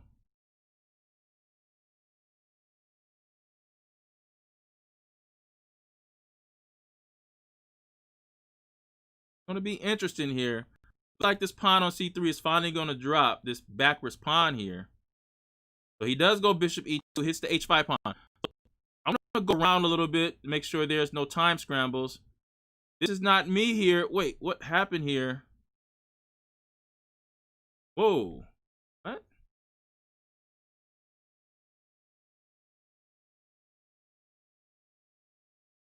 Looks like there's a running pawn here. He's wow, this is Tony Nichols has 4 minutes to a minute and 40 seconds time lead. He's stopping the pawn on d7 from queening while he has his own mutual pass pawn. He has to really calculate this correctly. He pushes that pawn there. I'm suspecting that bishop can go to b6, but then after one more push, that's it. So he doesn't do that. Moves the king forward. So his plan is to go king to d3. And Tony Nichols might wind up having a better king in this endgame.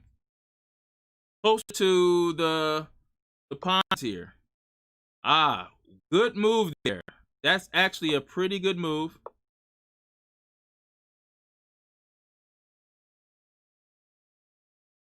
Whoa, whoa, whoa.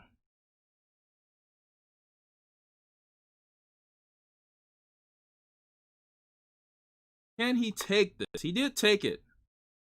He did take it there.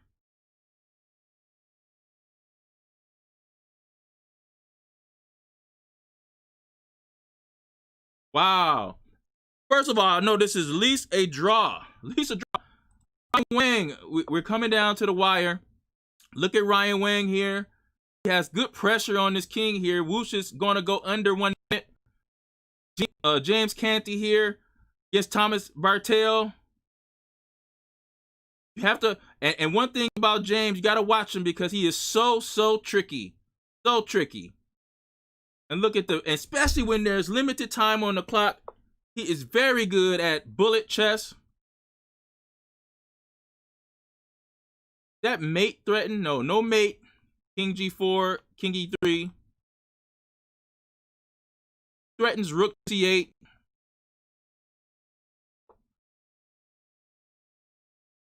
a6 I suspect, and then b5. Then b5 is coming. There we go.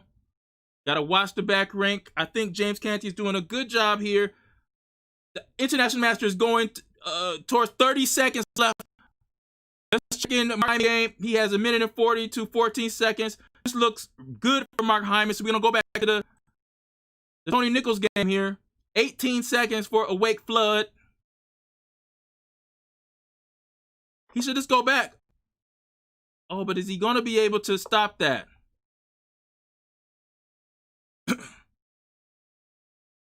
Is it worth it there?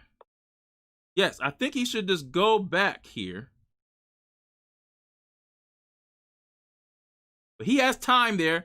Woosh versus Ryan Wang. Woosh has only... Oh, and Ryan Wang wins! Yes! Ryan Wang wins that game. So let's go back to James Canty here. 20 seconds left.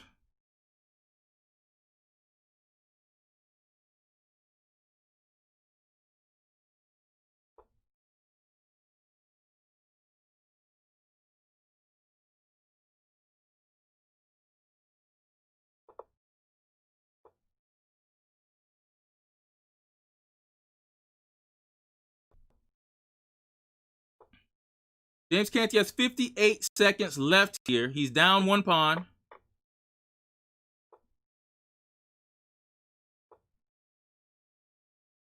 There's a check here. He's gonna win. He's gonna win a pawn here. He's gonna win that pawn. Still has a passed D pawn to worry about. Trying to figure that out now.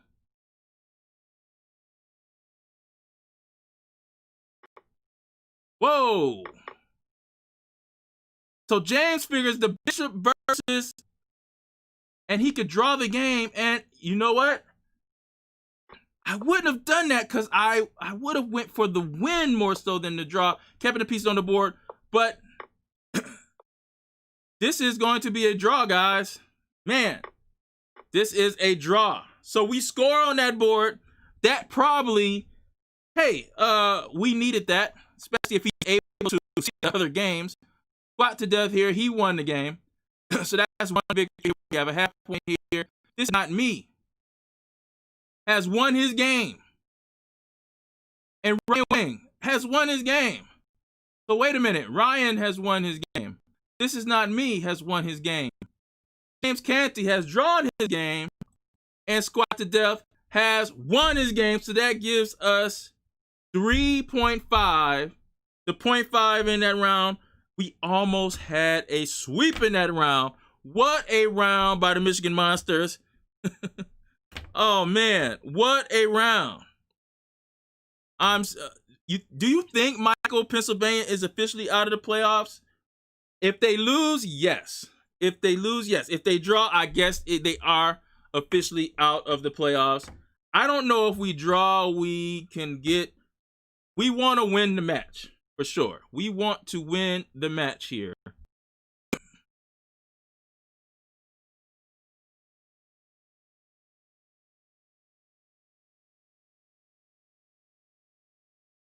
But what a round.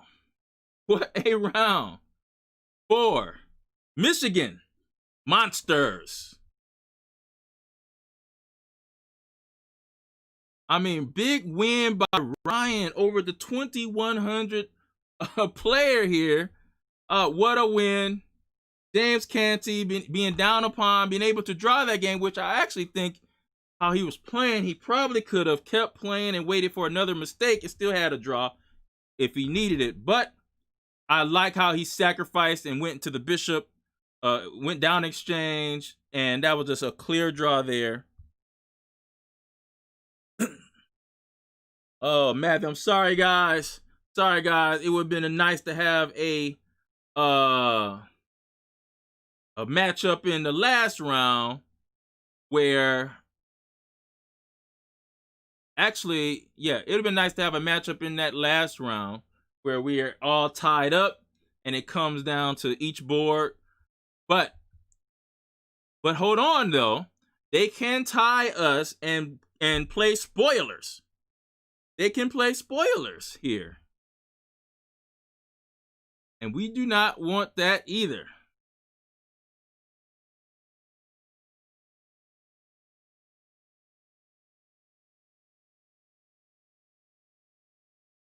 So now it's going to be top board versus top board. We have 8 points. Half a point wins us the match. All we need is one draw. That will win us the match here.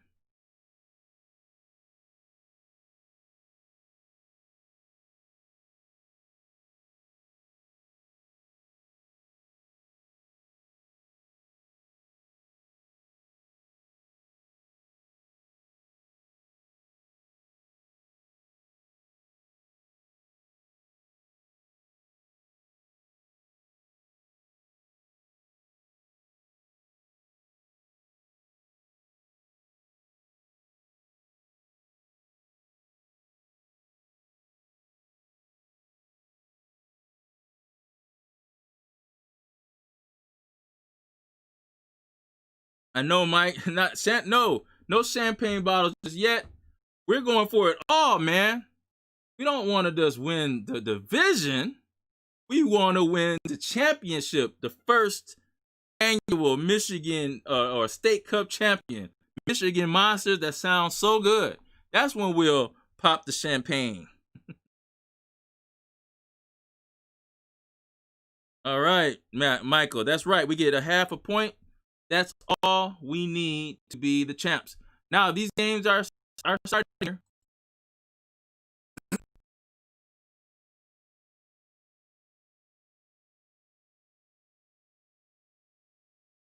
This is not me. James Canty and Ryan Wiz. Let's get going.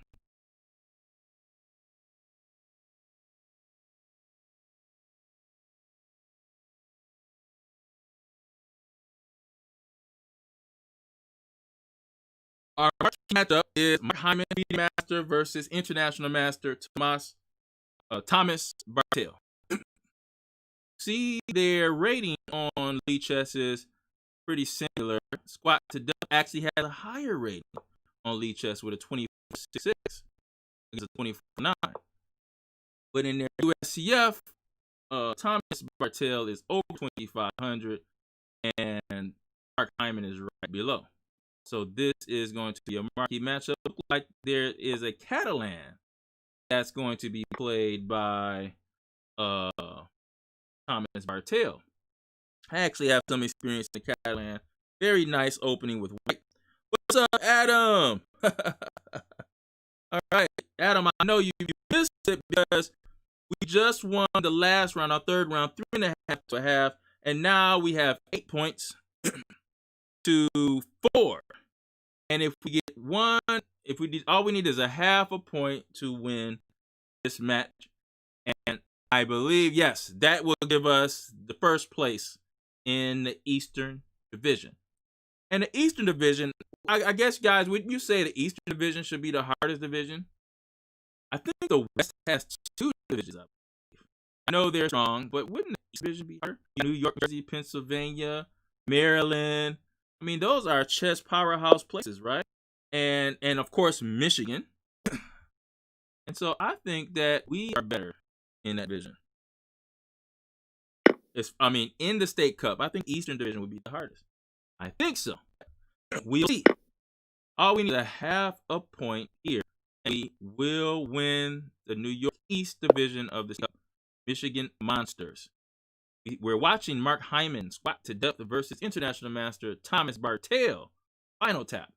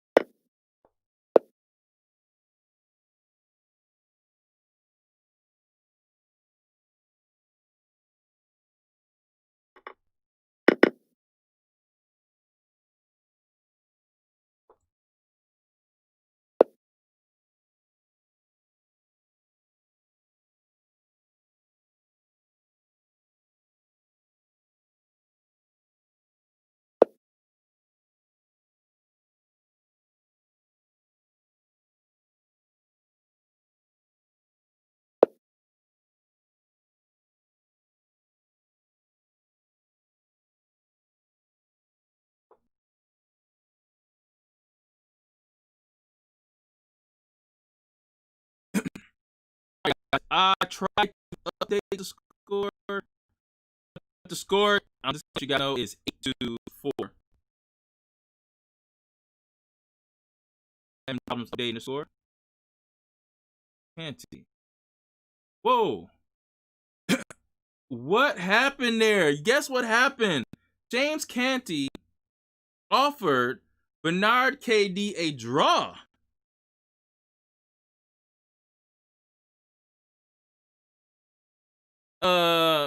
Man.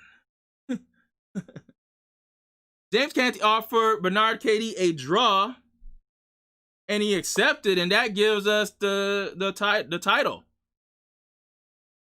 Didn't even play the rest of the open.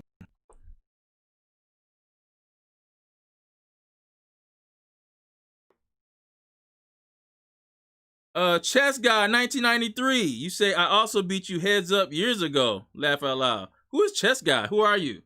If you beat me heads up, what does heads up mean? What does that mean? Oh no, he must be Chess Guy. You got to be talking to somebody else. American Open in St. Louis. Definitely not me. Oh, Michael, he's beating you. What is this? Chess Guy. You know who he is? Don't be the old guy. If you beat, hey, I beat Rufiang Lee when he was 3 years old. You guys, old guys always leave out 3 years old. I beat Rufiang Lee before. Oh, you did? Yeah. He was 200 at the time. He asked you how the knight moved, and you told him in the L shape. That's the Rufy Young Lee you beat. I beat Nakamura before. Yeah, Nakamura was 8 years old. Or actually, Nakamura 8 years old was too good at that time. But the Nakamura you beat was not the Nakamura now. Don't be the old guy. Oh, Jeff, they played wrong colors. Oh, okay. I thought that was a great strategy for James. Okay, I see. All right. I thought that was a great strategy for James to offer a draw early so that little guy win. We got a battle in the chat here. Chess Guy versus Michael.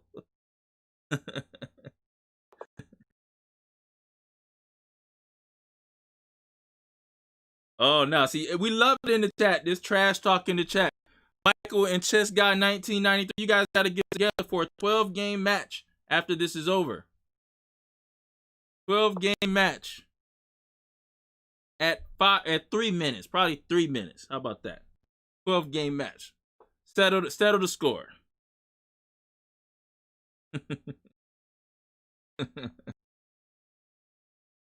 That's the one good thing about chess. We can talk trash and, you know, still be cool. Who's the best trash talker you guys have seen in chess? Tell me. From where you guys are, who is known as the best trash talker where you're from? I know where I'm from. It's Roosevelt. Who else is a good trash talker in chess? I talk some good trash, though. I talk some good trash. I would say, I don't know, Glenn Barnett. It'd be tough. It'd be tough. Who is the best trash talker?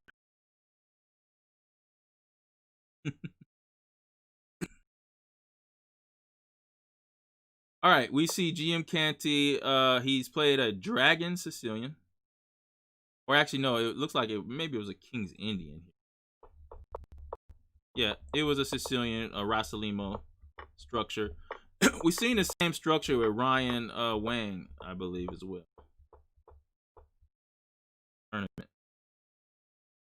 Yeah, in this match, look at this. Is not me versus Wu. He played his signature F4. He plays the Stonewall structure really well. That's Mr. Tony Nichols. Good coach. And Tony, one thing I never asked Tony, none of his players played the Stonewall structures, I don't think.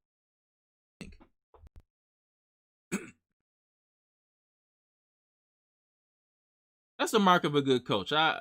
Most of my students don't play what I play. I always want to make sure you have variety when you're teaching.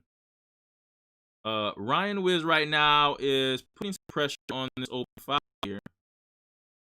I like his position. Instead of rookie 1, he chose to play. Oh, it makes sense. He chose to play the move F4, so his plan is to play F5. And if G6, he plays F5 anyway. Because if G takes F5, Bishop takes F5, and then on the Bishop on E6 is still pinned. Already, I think that Ryan Wang is doing an excellent job in this game. Matchup here. That is International Master versus FIDE Master. Tom Bartel versus FIDE Master Mark Hyman.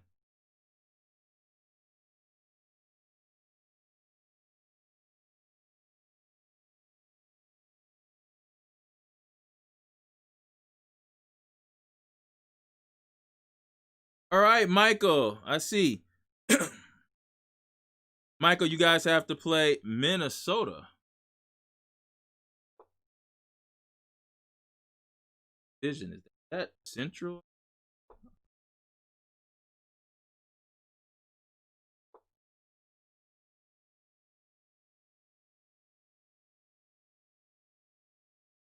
Shout out to everybody who joined us at this live stream. I really appreciate it. Make sure you guys like and subscribe to the channel. You get a chance. Share the videos with your friends. This is the State Cup. All we need, Michigan Monsters need here is a half a point, and they will be the 2020 State Cup East Division champion.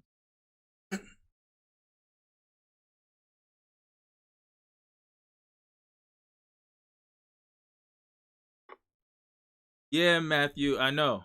That was that round there really, I think that it was, you know,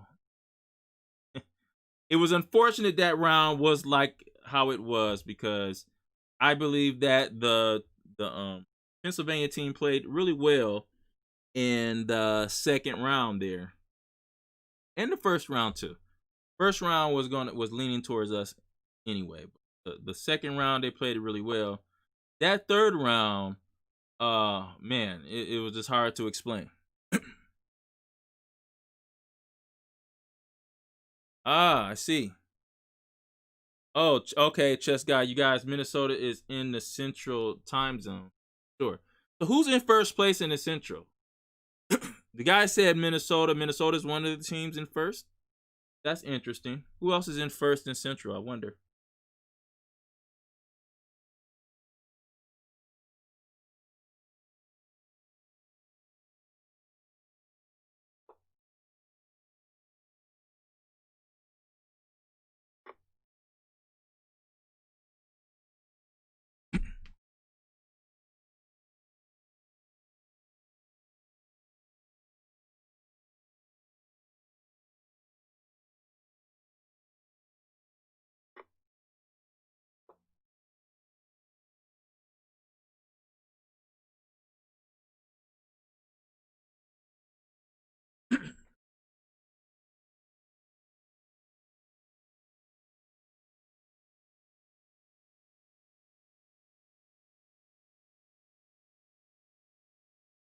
Right.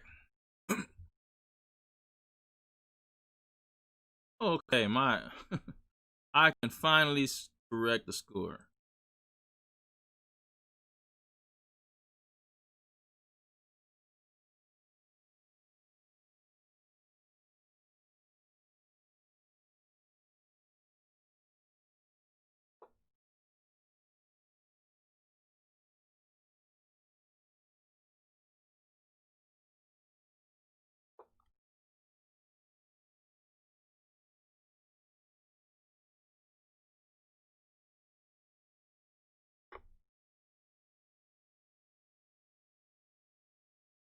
Okay.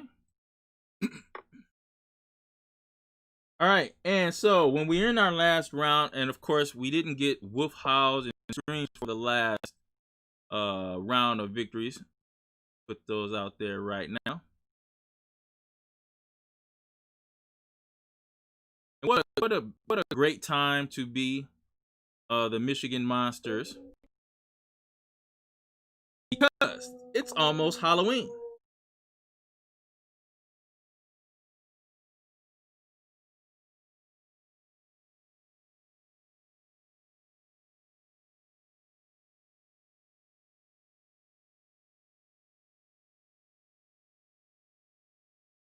So ghost screams. And there we go. And also in our last round of games, we always want to play our theme song. And as the Michigan Monsters, in the season of Halloween,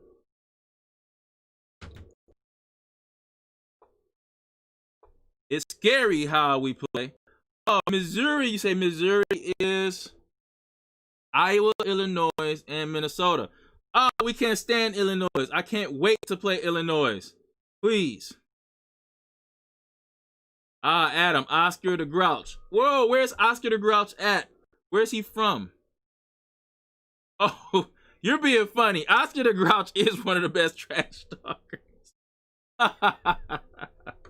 I got it. Oh man. Of all time, you talk about somebody who could talk some trash, Oscar the Grouch. Adam, you must be you must be older to know who Oscar the Grouch is, by the way. Missouri. Okay, St. Louis Chess Club probably. Those players out of Missouri, St. Louis probably have chess team up there too, huh? That's cool. Missouri, Iowa, Illinois. We just had somebody from Iowa here. They probably were scouting us. It don't matter if you guys scout us. We know what's up.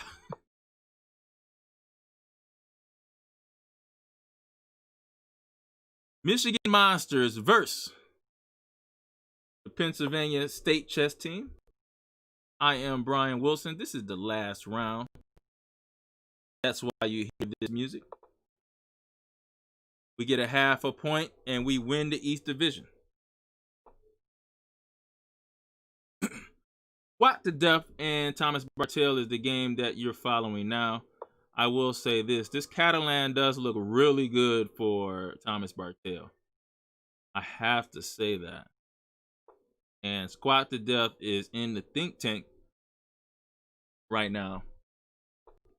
I will be looking to play knight to f5. Oh, I see. Knight to f5 and then knight takes. I don't know. Let's see, knight to f5. And you're threatening e3 and d4. What's the problem? Is there a check? No. So knight f5 and knight e3. Why not? If knight takes c4, you still have knight takes d4. What's the problem there? I think that might be something that he has to look at. Let's go this here. James Canty the third has another time advantage here. And also a pawn edge. This really nice d4 pawn here. And of course, if white's for d6 doesn't work because the knight takes e5. That doesn't work. So now that's why he decided to defend the e5 square before he brings his knight to d6.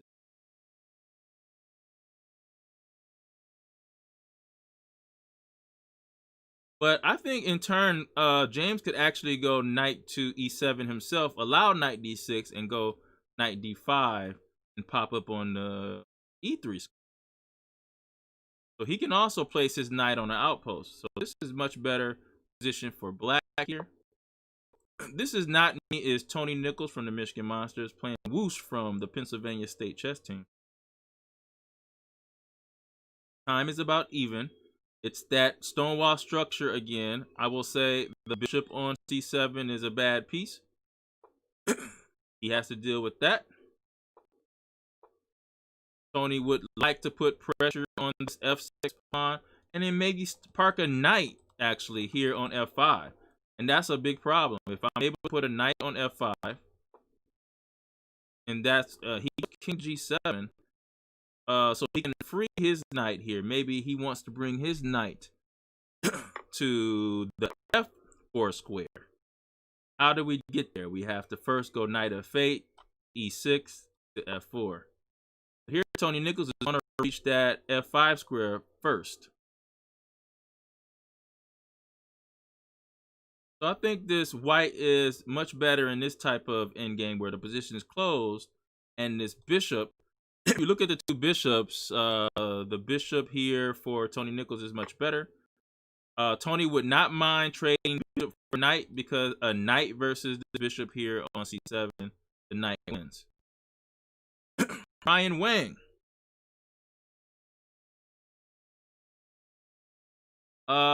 He has the white pieces, has the pair of bishops. Man, I like white's position here, but I will say, what is he going to do with the bishop? He can't really save this bishop because a queen d4 check is coming. Ouch. Now I don't think I like it anymore. But he could play bishop to bishop e4. Yeah, bishop e4, queen d4, then he plays bishop e3 because that allows the rook.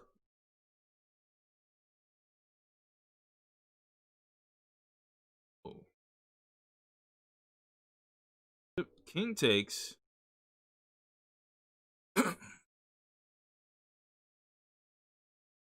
I don't know why he did that. He could have played bishop e4. He was not going to lose the rook in the corner. So this is a surprise here from Ryan here.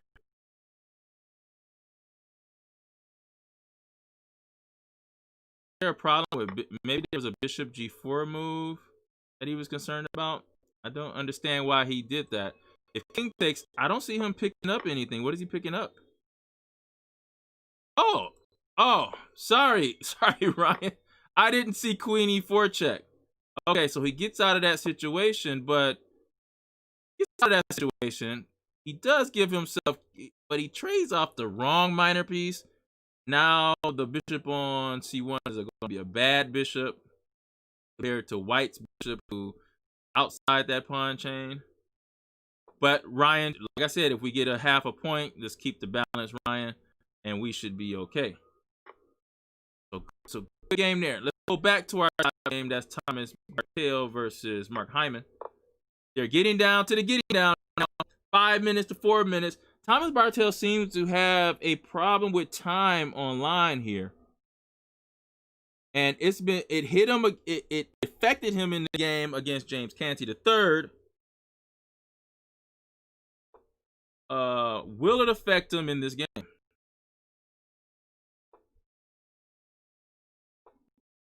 Adam, yeah, I didn't see that at first.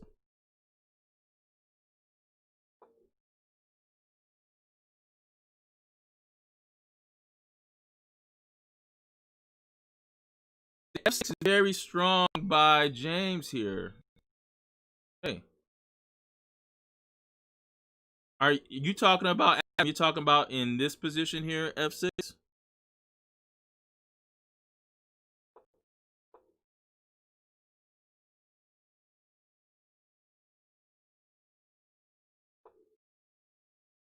We're probably gonna look. He's probably gonna look to play a move like Rook A6 to get his rook into the game this way.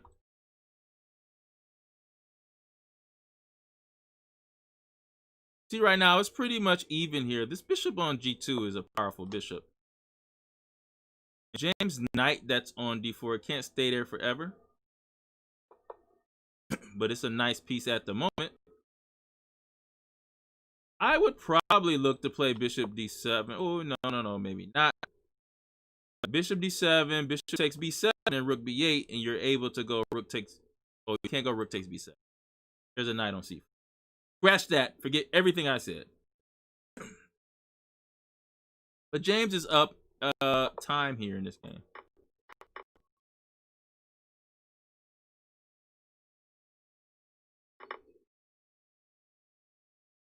Oh yeah, Matthew. Yeah, I think Thomas Bartel, he had really time issues in that game against James, and then that affected him at the end.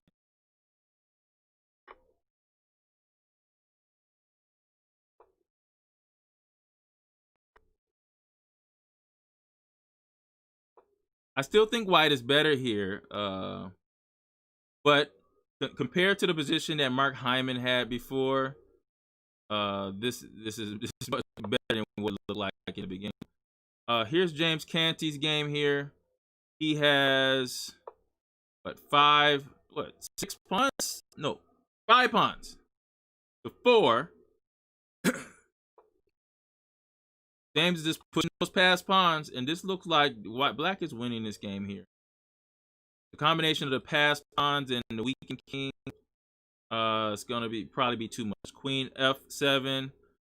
If you try to go rook to E7, you get checkmated here. You can't do that. You can go Queen E7. No, Queen E7 doesn't work because rook check, rook takes, and then Queen takes E7. Pass pawn is coming, and James has a 4-minute lead there. So that looks like James is winning that game. All we need is a half a point. Here, Tony Nichols is, holding this position on this open file here. Black is going to look to somehow, maybe he should play bishop to E8, bishop E7, and bring this knight here to E6, and come either to D4 or F4. That's what black should be looking to do. Otherwise, get this bishop outside the pawn chain, which is very hard to do.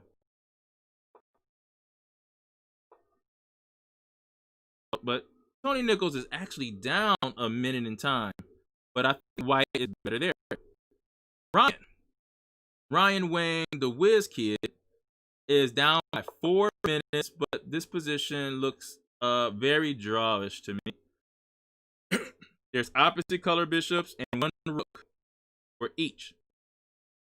I think Ryan could, with accurate defense, could hold this game, even though his bishop isn't the best piece.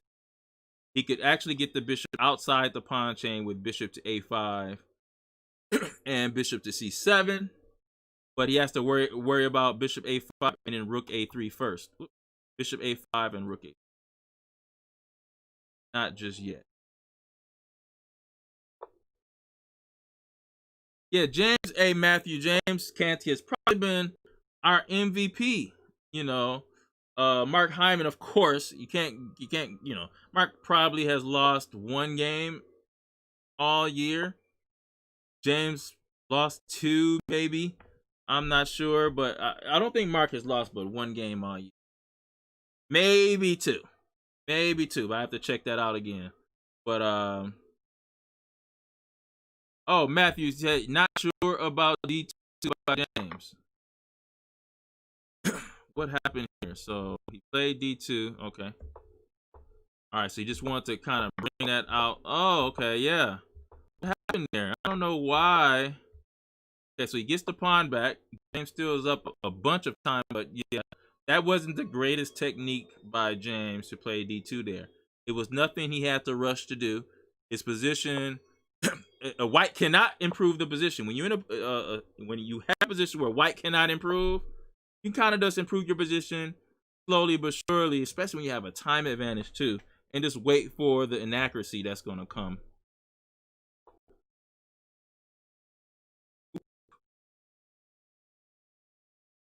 Oh man, it could be a draw if there's perpetual checks. The mutual king safety is a problem, and that's what's happening. The king safety isn't the greatest for either person. But James is attacking his h for a pawn. There is a queen c7 check. He has to watch that. I guess he calculated king h8, and there's no more checks on the board. This is a problem here. And he has 50 seconds left, and that's the biggest imbalance. That if I can say anything about this match, Michigan Monsters have constantly been up in time in all of the games, and that has been the signature of this match. The biggest difference is our ability to handle the time. So this isn't really on maybe he did this to play g3, but after we play something like queen to f2 after g3, or queen to f3, this looks losing for Bernard. He did go queen f3. There is I guess you can play rook to g4, because there is a queen f4 check if you play rook to d2. I'm gonna have to trade that. So he did play rook g4, king h2, king f2 check wins that pawn, and James wins the game, and that means Michigan is the 2020 East Division division champs. There we go. All we needed was a draw, and a win is more than enough.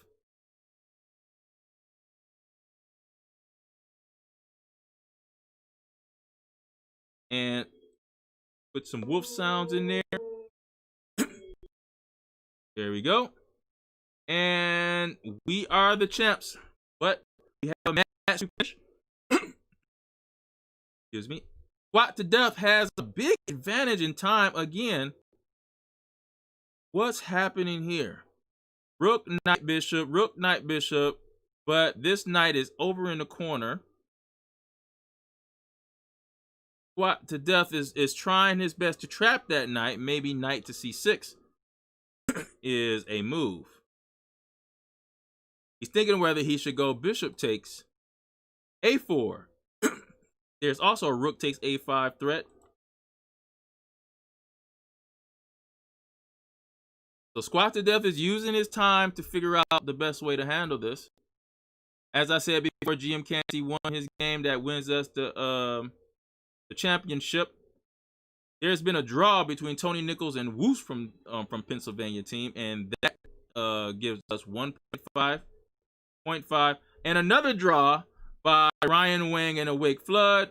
So that is 2-1 score so far. And now the last game of the match is Squat to Death versus International Master Thomas Bartel. He goes takes a4, rook takes a5 right away. And then knight to c6.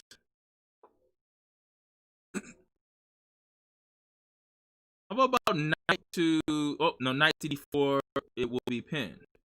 Don't want to do that.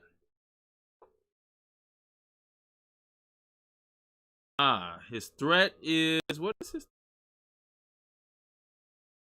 Really see a threat here. Maybe knight to d5 after rook to e8 check, knight d5, bishop takes, and then rook takes first, take on e2. He just moves away. 8 seconds left. Squat to Death has 25 seconds here. Bishop c6, and there's a check and another check. Gotta watch it here. I'm gonna guess he's gonna take on f3, maybe.